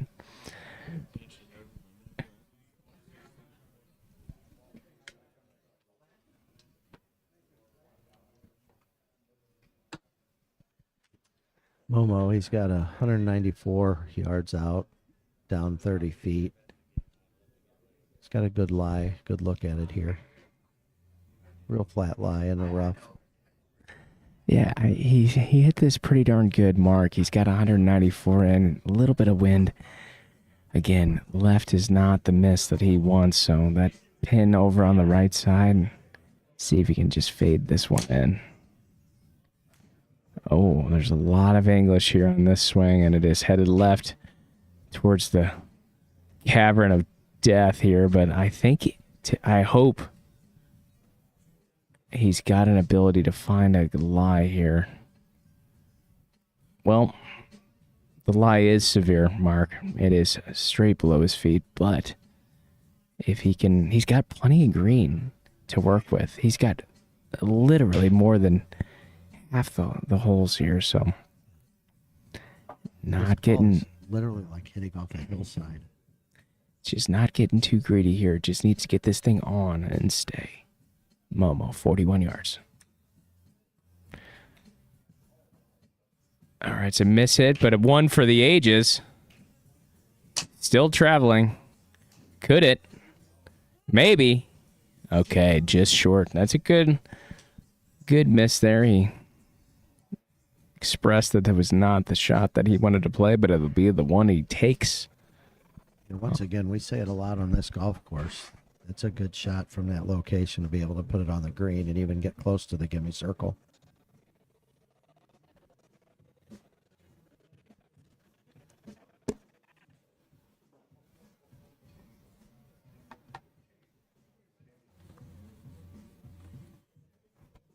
All right, Bertch looking at 29 yards.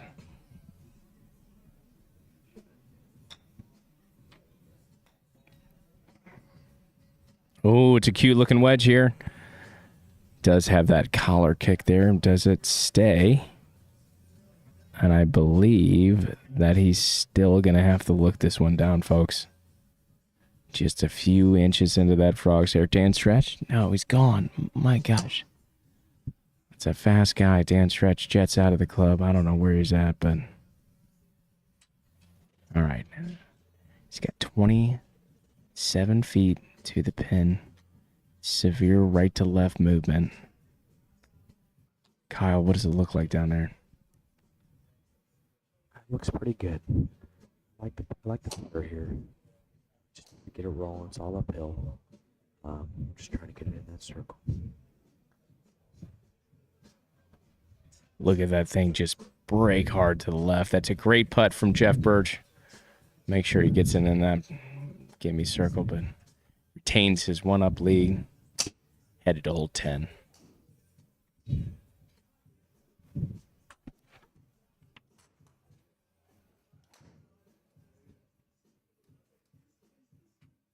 Hole 10, we've got a 427-yard R4. We do still have the Pacific Ocean residing there on the right side of this hole. A lot of beach. You do not want to go over there.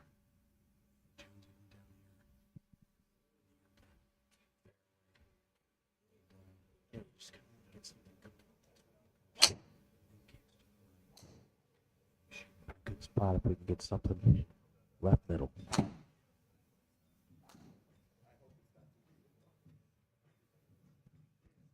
Something like that. Yes, Bertch did exactly what she was saying. He's going to end up real good shape. Middle of the fairway.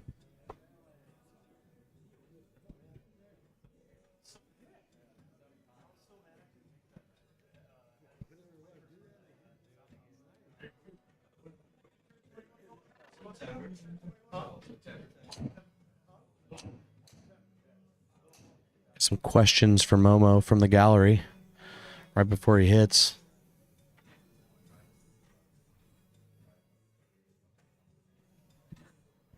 Moves left, finds himself in the rough. Looks like he's staring at 207 yards, downhill 33 feet. A little bit of wind off his left.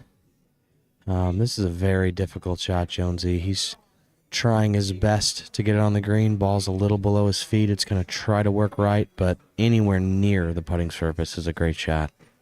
Yeah, I would agree. If you can get it anywhere close.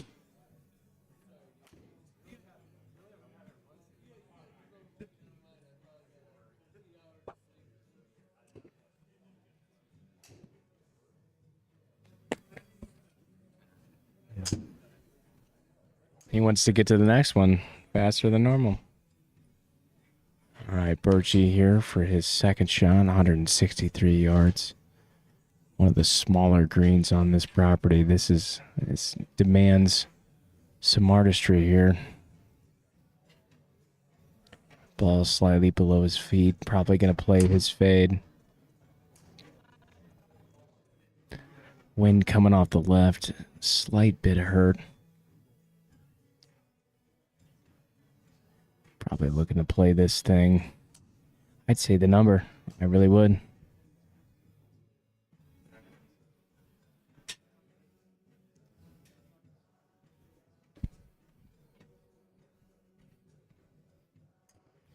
All right, staring this down. Most important thing here is the line that he's taking.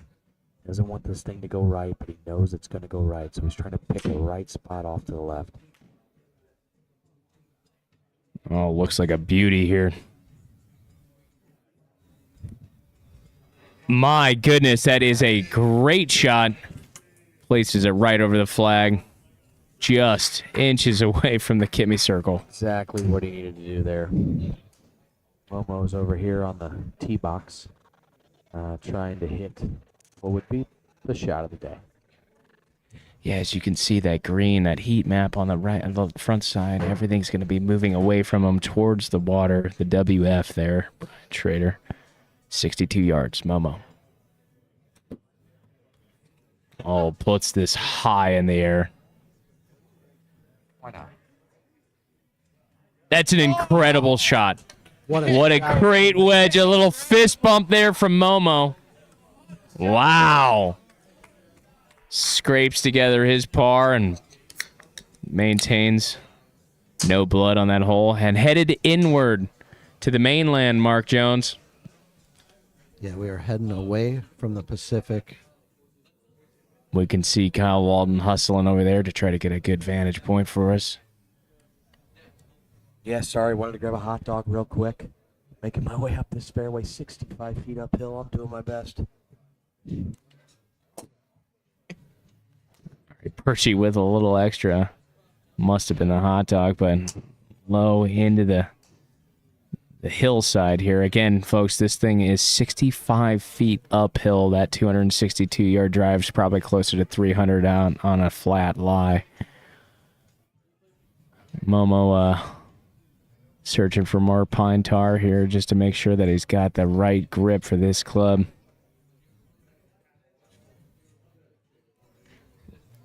Can we just talk about that flop shot for a second? I mean, one down.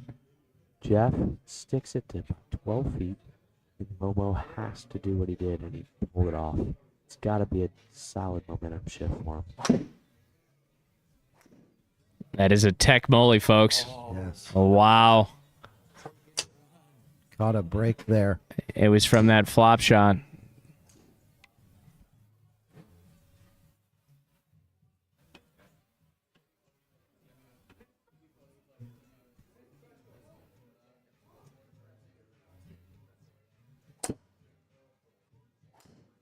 right, gets it on a good line. Headed up the left side with some power. That's just fine. Even if it scampers into that first cut, it's going to have a good look. 270 yards.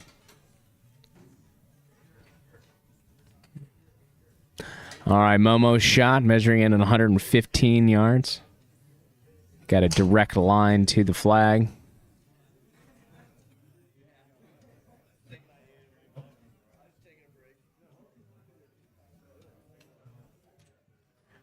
A little freeze out here. Momo's stretching out.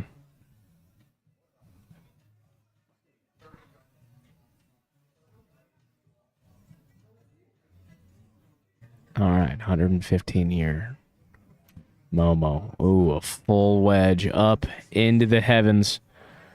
Can he do it again? It looks great. It's trying. That is on the surface. It's a great shot. In for his par. Jeff Bertch looking at 109 yards. Same line. Pin tucked all the way back. Does have a little bit of a backboard there, so can throw that golf ball behind the flag and have it develop towards the hole. Wind just off the right. Likes to play the cut here.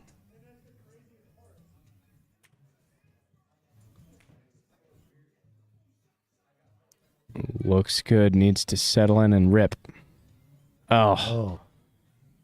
Does just carry it a couple of feet past that hole and left with a absolute screamer downhill. Yeah, a little touchy chip here that could get away from you in a hurry. You can tell that he's upset that put a little too much oomph in that, but the man knows how to wedge a ball. To me, I think that this is an opportunity. This is the time we could see something special.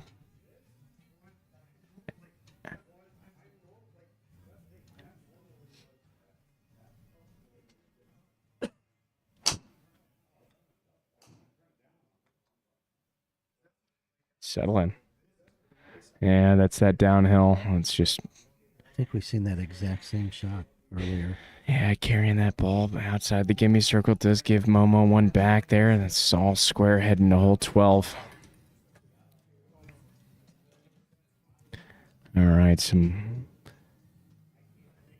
visual cues and some body language that Jeff is not happy about giving that one back, but shake it off. On to the next. The wind is behind these players, about 2 to 3 miles an hour, 207 king-sized par 3 here.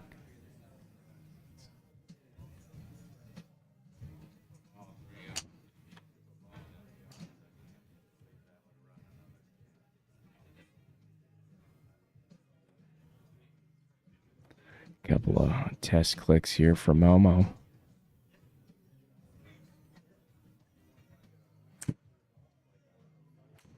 All right, launches this thing into the air.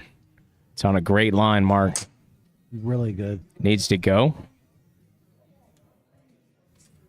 Oh, and it trickles on, gets a collar kick, and then puts him about 15 to 16 feet away from the hole, so he is in for his par. Jeff Bertch with the opportunity here.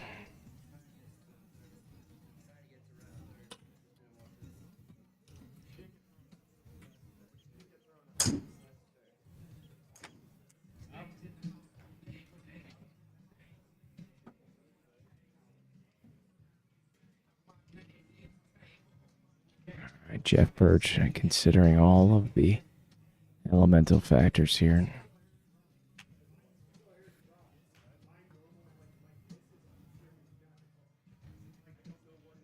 Waiting till he's absolutely ready to enter the box here. Taking a lot of thought into this shot here.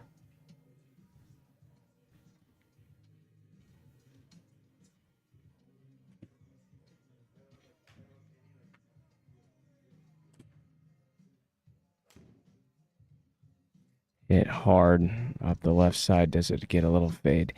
He's just crushing the golf ball right here. So he does find himself just off the back left side of this green.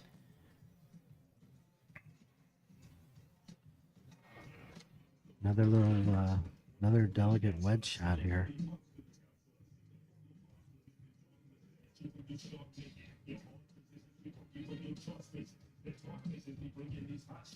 All right, Jeff looking at 11 yards. Needs to hit this thing just with the perfect amount of touch. Scamper up out of the fringe and just find its way into that circle.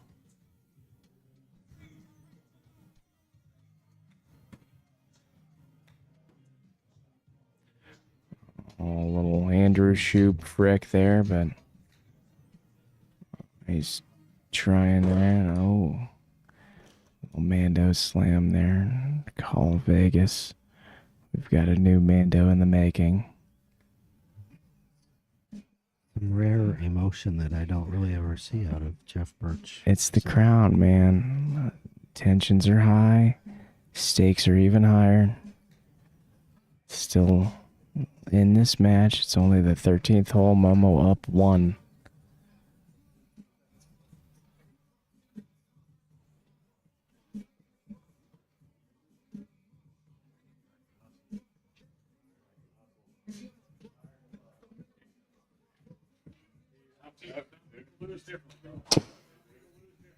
Oh, 78 miles an hour ball speed. Headed up the left side. I think it's hit well enough that it's going to clear that trap, but needs to stay off that path. Okay, good deal there.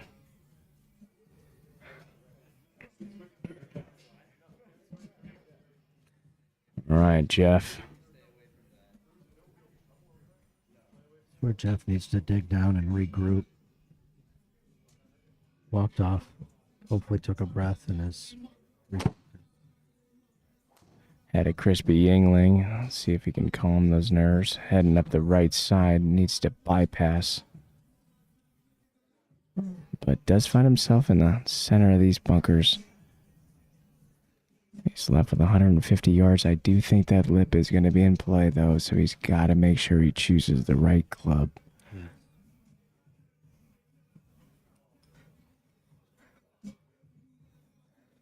Obviously, we've seen his distances go in the upwards. Swinging this club a little faster, a little harder. The adrenaline from the crown is very real.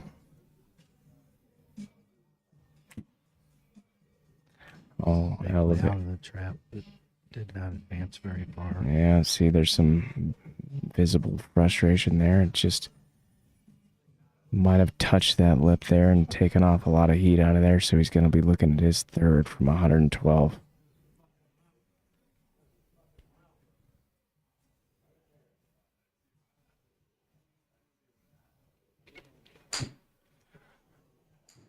All right, clearing his thoughts here. Still has a match to play here, stays committed, and he does have a 3.5 mile an hour wind behind his back. Clutch shot here goes a long way. 112, Jeff Bertch.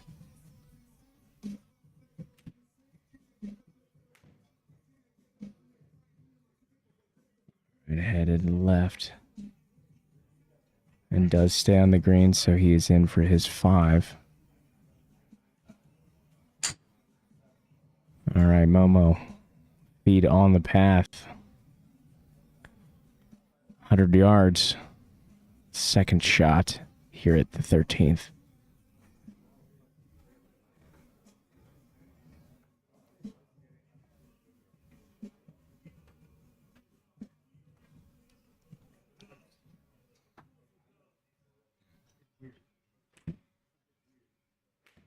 Oh, this is the most smooth tempoed swing I've seen Momo hit. Hits it right up the gut, settles in. He is in for his 4. He grabs another one back on Mr. Jeffrey Bertch. Momo 2 up, headed to 14. It's getting real interesting here, Mark Jones. Yes, the tension is pretty high in here right now. Momo claims the box here at the 14th, par 5, measuring 523 yards. Still does have the ability to hit this thing hard. Does have a little bit of a tailwind here, so see if he can rein it in here and hit it hard, but hit it controlled. He's been having some issues with this driver going left pretty much the whole match. If he straightens that out, he could be in force.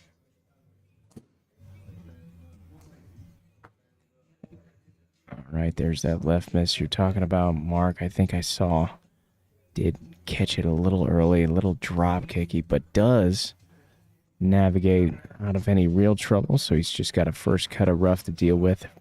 277 yards. That's a fantastic miss from Momo.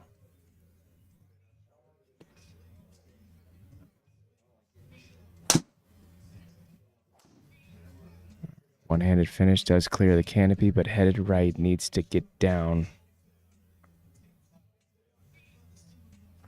Does stay in bounds.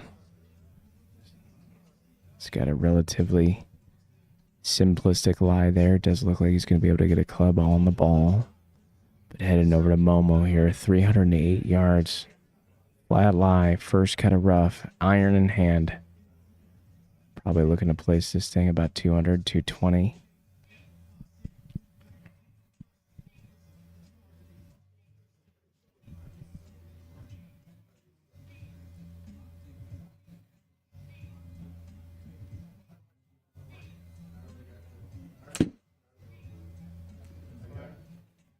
It nukes this one up to left center. It's a good looking shot from Momo. It does catch that first cut of rough on the left side. All right, Bertch finds himself 277 yards here, just on the perimeter gate of Rob's house. Not Rob Lowe, Rob Riggle.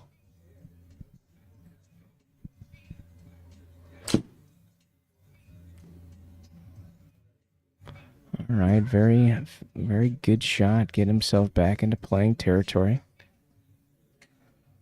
Thumper.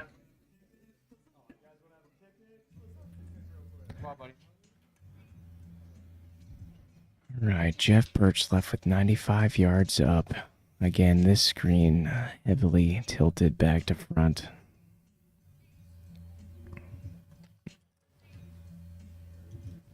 It's got the good angle in here coming from the left side. Yeah, they probably want to carry it a little past this flag and let it drift back down. Jeff Bertch, third shot, 14.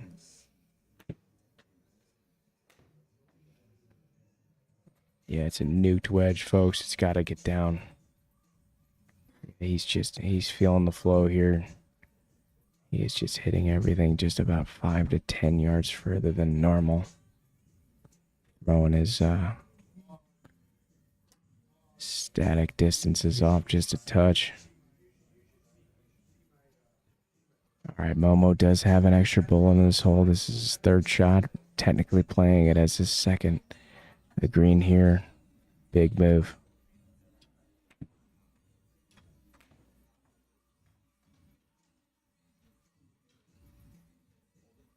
He does exactly what he needs to. Does have a little bit of spinach there, but safely aboard.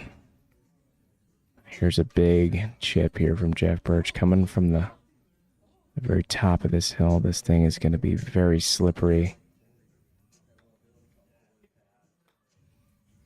And does enter the circle, but again, tough to get the brakes on that ball.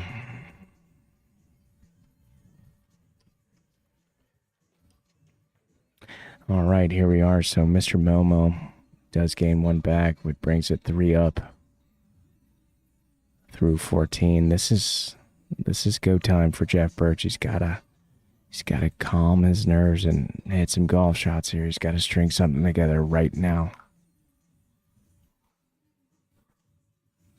Yeah, this is where you have to just kind of walk away, take a deep breath, refocus, just play your game.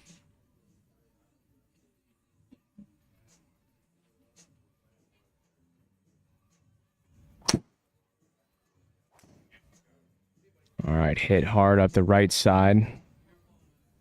Asking for it to fall left. All right, does get past any of the real big tree issues, but it's a great try. All right, Bertch. Clearing his mind here.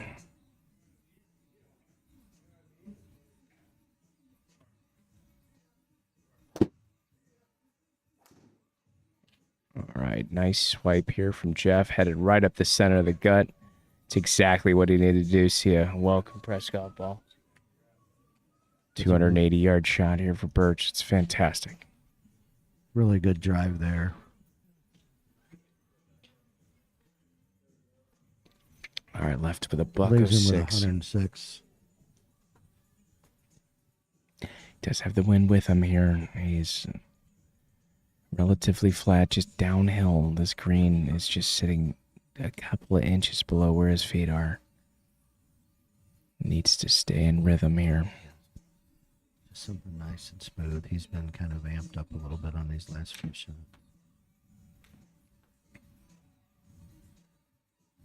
Line looks really good, Mark. Going back. Rips back for him. See if it's going to get him there. Oh, just a couple of inches outside the gimme circle. It's a great wedge. The distance control. Unparalleled.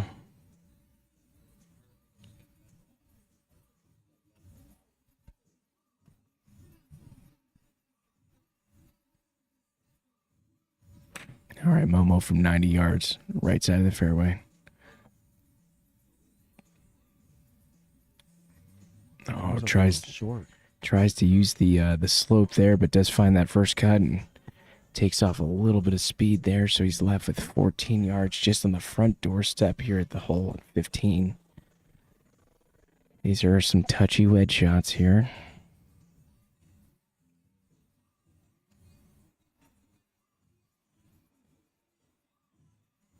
Momo, the Crown 2026.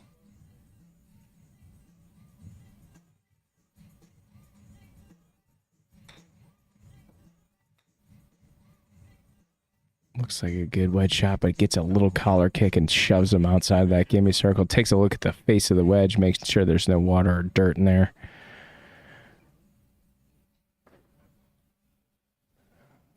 Can confirm, no water, no dirt. Just the TrackMan simulator base, emulating real life conditions. Okay, Jeff Bertch grabs one back there, removing one stroke from Momo's lead. Bertch is currently 2 down, 395-yard par 4. Oh my goodness, we've seen the ball speed here from Jeff Bertch. Headed right. Hit hard, but does have to navigate one of the largest trees here on the hole at 16.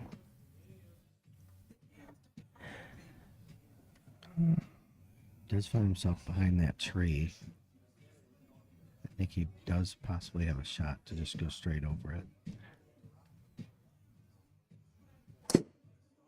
All right, Momo here with a contained driver ball speed here straight towards a grouping of trees. Does he get lucky?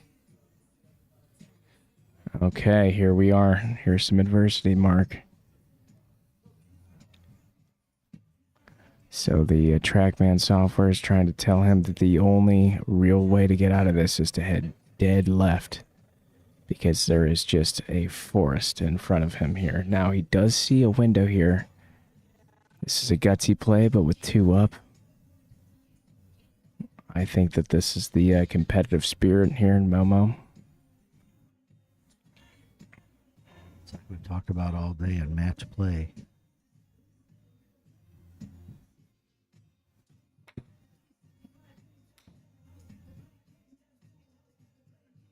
All right, it's a great little knockout. He does find himself through the forest. Just hanging out on the top edge of that front left bunker. All right, Bertch trying to figure out his way to navigate this Beautiful tree here at 16, but all right, as we can see, that green does slope right to left, so he's aiming for the left center portion of the screen, which I think he's got a clear shot for, Mark. Yeah, I think he's got a good one here.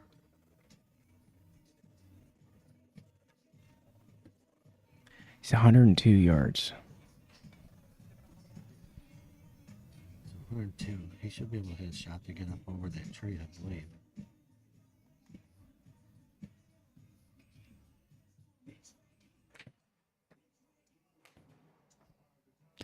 All right, wedge looks good, headed left to right. Oh, just a little short trying to navigate that tree. Finds himself just in the apron. Approaching the hole here at 16. Momo, 54 yards. Ball much above his feet. This wants to turn a little left on him.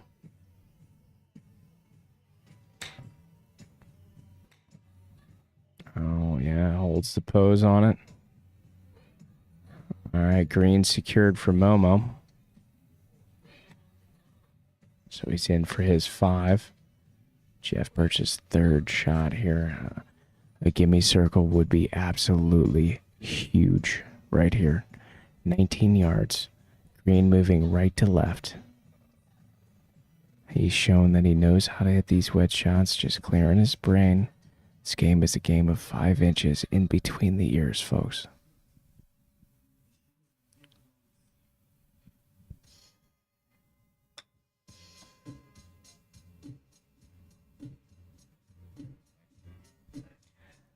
A well-executed wedge from Jeff Bertch. Neutralizing his opponent here. Bringing the lead to 1 up through 16. We are headed to 17. The iconic par 3 here on the back 9. Should be about 167 yards. Playing just a little bit shorter here. Mr. Andrew Shoup in the chat. Love to see it. You know, Kenny, match play golf is a lot like overtime in a football game. When your opponent does something, you have an opportunity to see what it is, and then you have an opportunity to capitalize on what they just did. This is a situation here. Jeff Bertch needs to hit a good shot right here.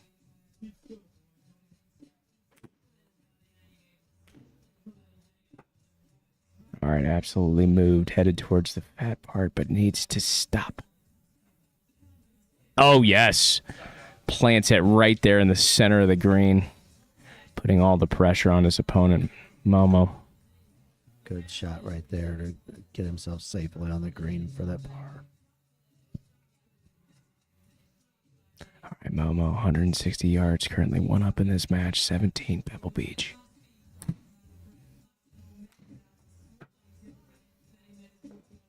All right, veering a little right. He will miss the green mark. Here we go. All right, grabbing his wedge of choice here, his weapon. 24 yards off the right-hand side of the green here at 17, Pebble Beach. The Crown, 2026, the road to Pinehurst. Playing not only for pride, but the winner of this tournament does receive a foursome at Pinehurst number 2. Gracious gift from Pinehurst Resorts. Momo, 24 yards. A wedge for the world.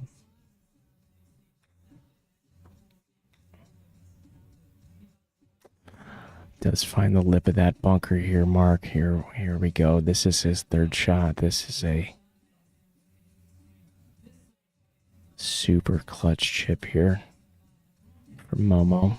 Maintain that lead.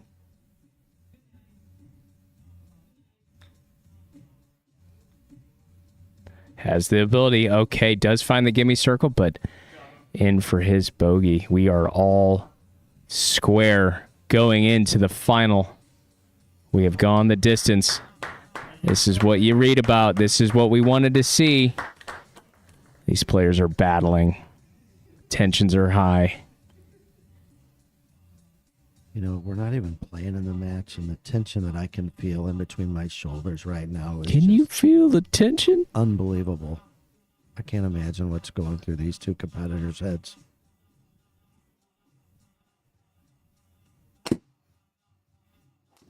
Ooh, I love it, Bertchy. Not even messing with the left side. Heading towards that tree. Just needs to find a spot here.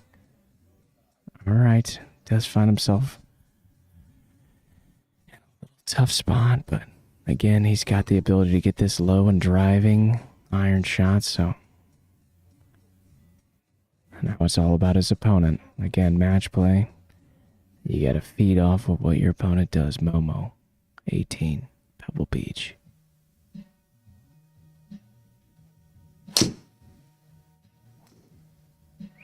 All right, smush drive, but headed left. Does find the Pacific Ocean over there on the left-hand side. That has been his Achilles heel this whole match, is going left with the driver. I think it's a tendon, Mark, not a heel, but I think it's attached to the heel, but it is the Achilles tendon. I don't know. It could very well be. Forget I said anything. Anyway, Momo here, third shot, 18, Pebble Beach.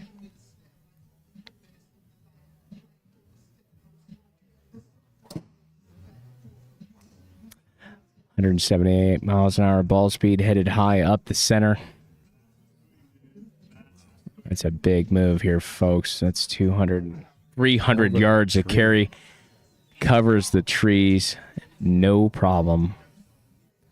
All right, Jeff Bertch has to stick to his plan of attack here. Just advancing his golf ball.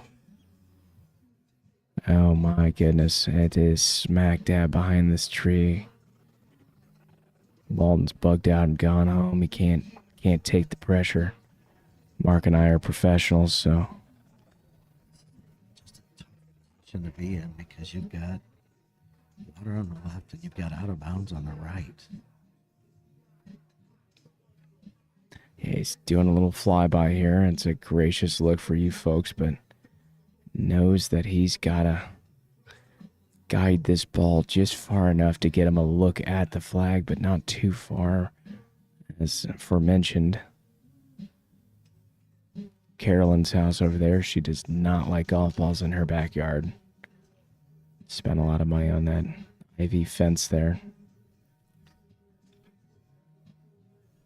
Jeff Bertch.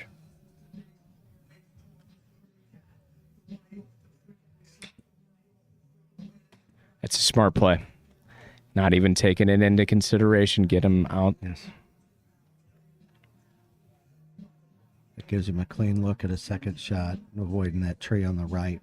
If he would have went much further. All right, he's left with 247 yards. Here's the question.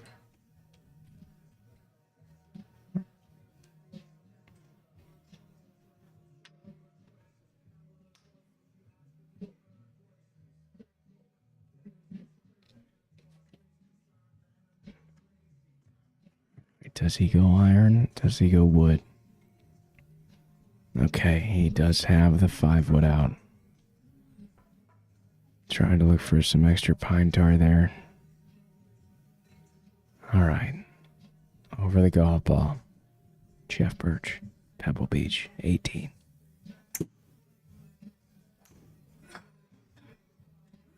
Hits a high towering shot just right. It's going to puts himself right behind another set of trees. Hopefully we get a good look. See if he can navigate a shot there. All right, Momo's fourth shot, 233 yards, iron in hand. What a manimal.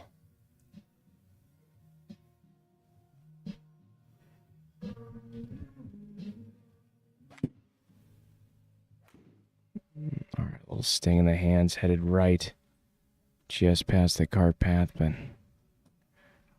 far enough back. Oh, he is out of bounds. See if he. Oh no! Oh no! He's got to re-hit this shot. Unreal.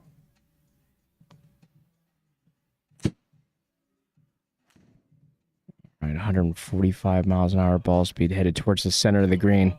Momo. He is on the green with an iron. Great shot. It's a good, fantastic swing there from Momo, Jeff Bertch. His fourth shot right behind the greenside tree that's been here forever. The trackman suggestion is just to play it out into the fairway. Jeff's going to go ahead and take the look for himself. Can he navigate this around the branches of this tree? It's a dicey play either way, Mark.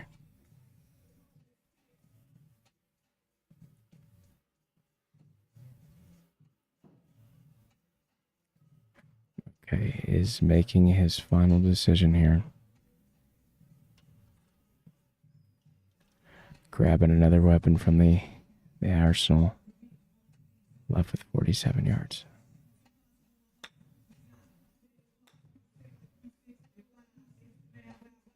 All right, gives himself a bunker shot just right back. His fifth shot here.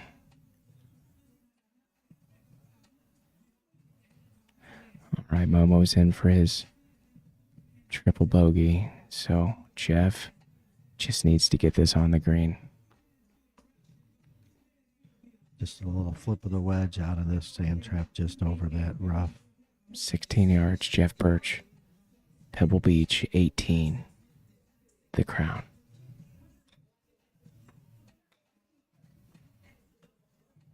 And I think that does it, folks. And here he is. Congratulations to Mr. Jeff Bertch surviving and advancing, punching his ticket to the Crown 2026. A huge tip of the cap to Momo, playing an absolutely incredible round here against Mr. Jeff Bertch. An epic matchup. We're going to go over to the pen cam. Jeff Bertch wiping his brow after a hard-fought battle, signing his name to live forever on the board. Congratulations, Mr. Jeff Bertch.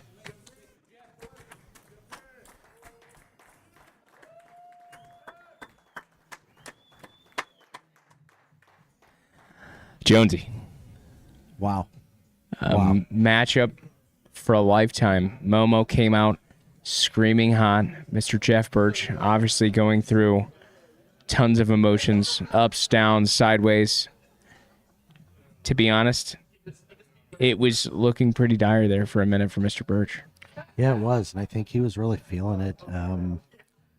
Looked like he was a little upset with some shots that he made, and then he was able to compose himself and get right back in it and capitalize on the mistakes that Momo made. And but what a match. Anytime any of these matches can go 18 holes, 19 holes, 20 holes, they're great matches, and this one went all the way to the end. Going the distance for sure, and if you look at the scorecard on your guys' screen, it came down from 15 to the final hole. Jeff Bertch trying his best to squeeze out any shot that he could, but the tail of the tape is truly 15, 16, 17, and of course that last hole there. A big congratulations to both players to making it this far into this match. Again, this whole tournament as a whole, lots of time, lots of effort, lots of focus, but Mr. Jeff Bertch reigns supreme, punches his way into the Elite Eight. So yeah, great match. Congratulations to both these competitors on making it this far, and congratulations to Jeff Bertch on moving on. Yeah, it's exciting stuff. Thank you all for joining us here on this Sunday evening. You guys tuning in, you make your comments here in the chat. It's huge.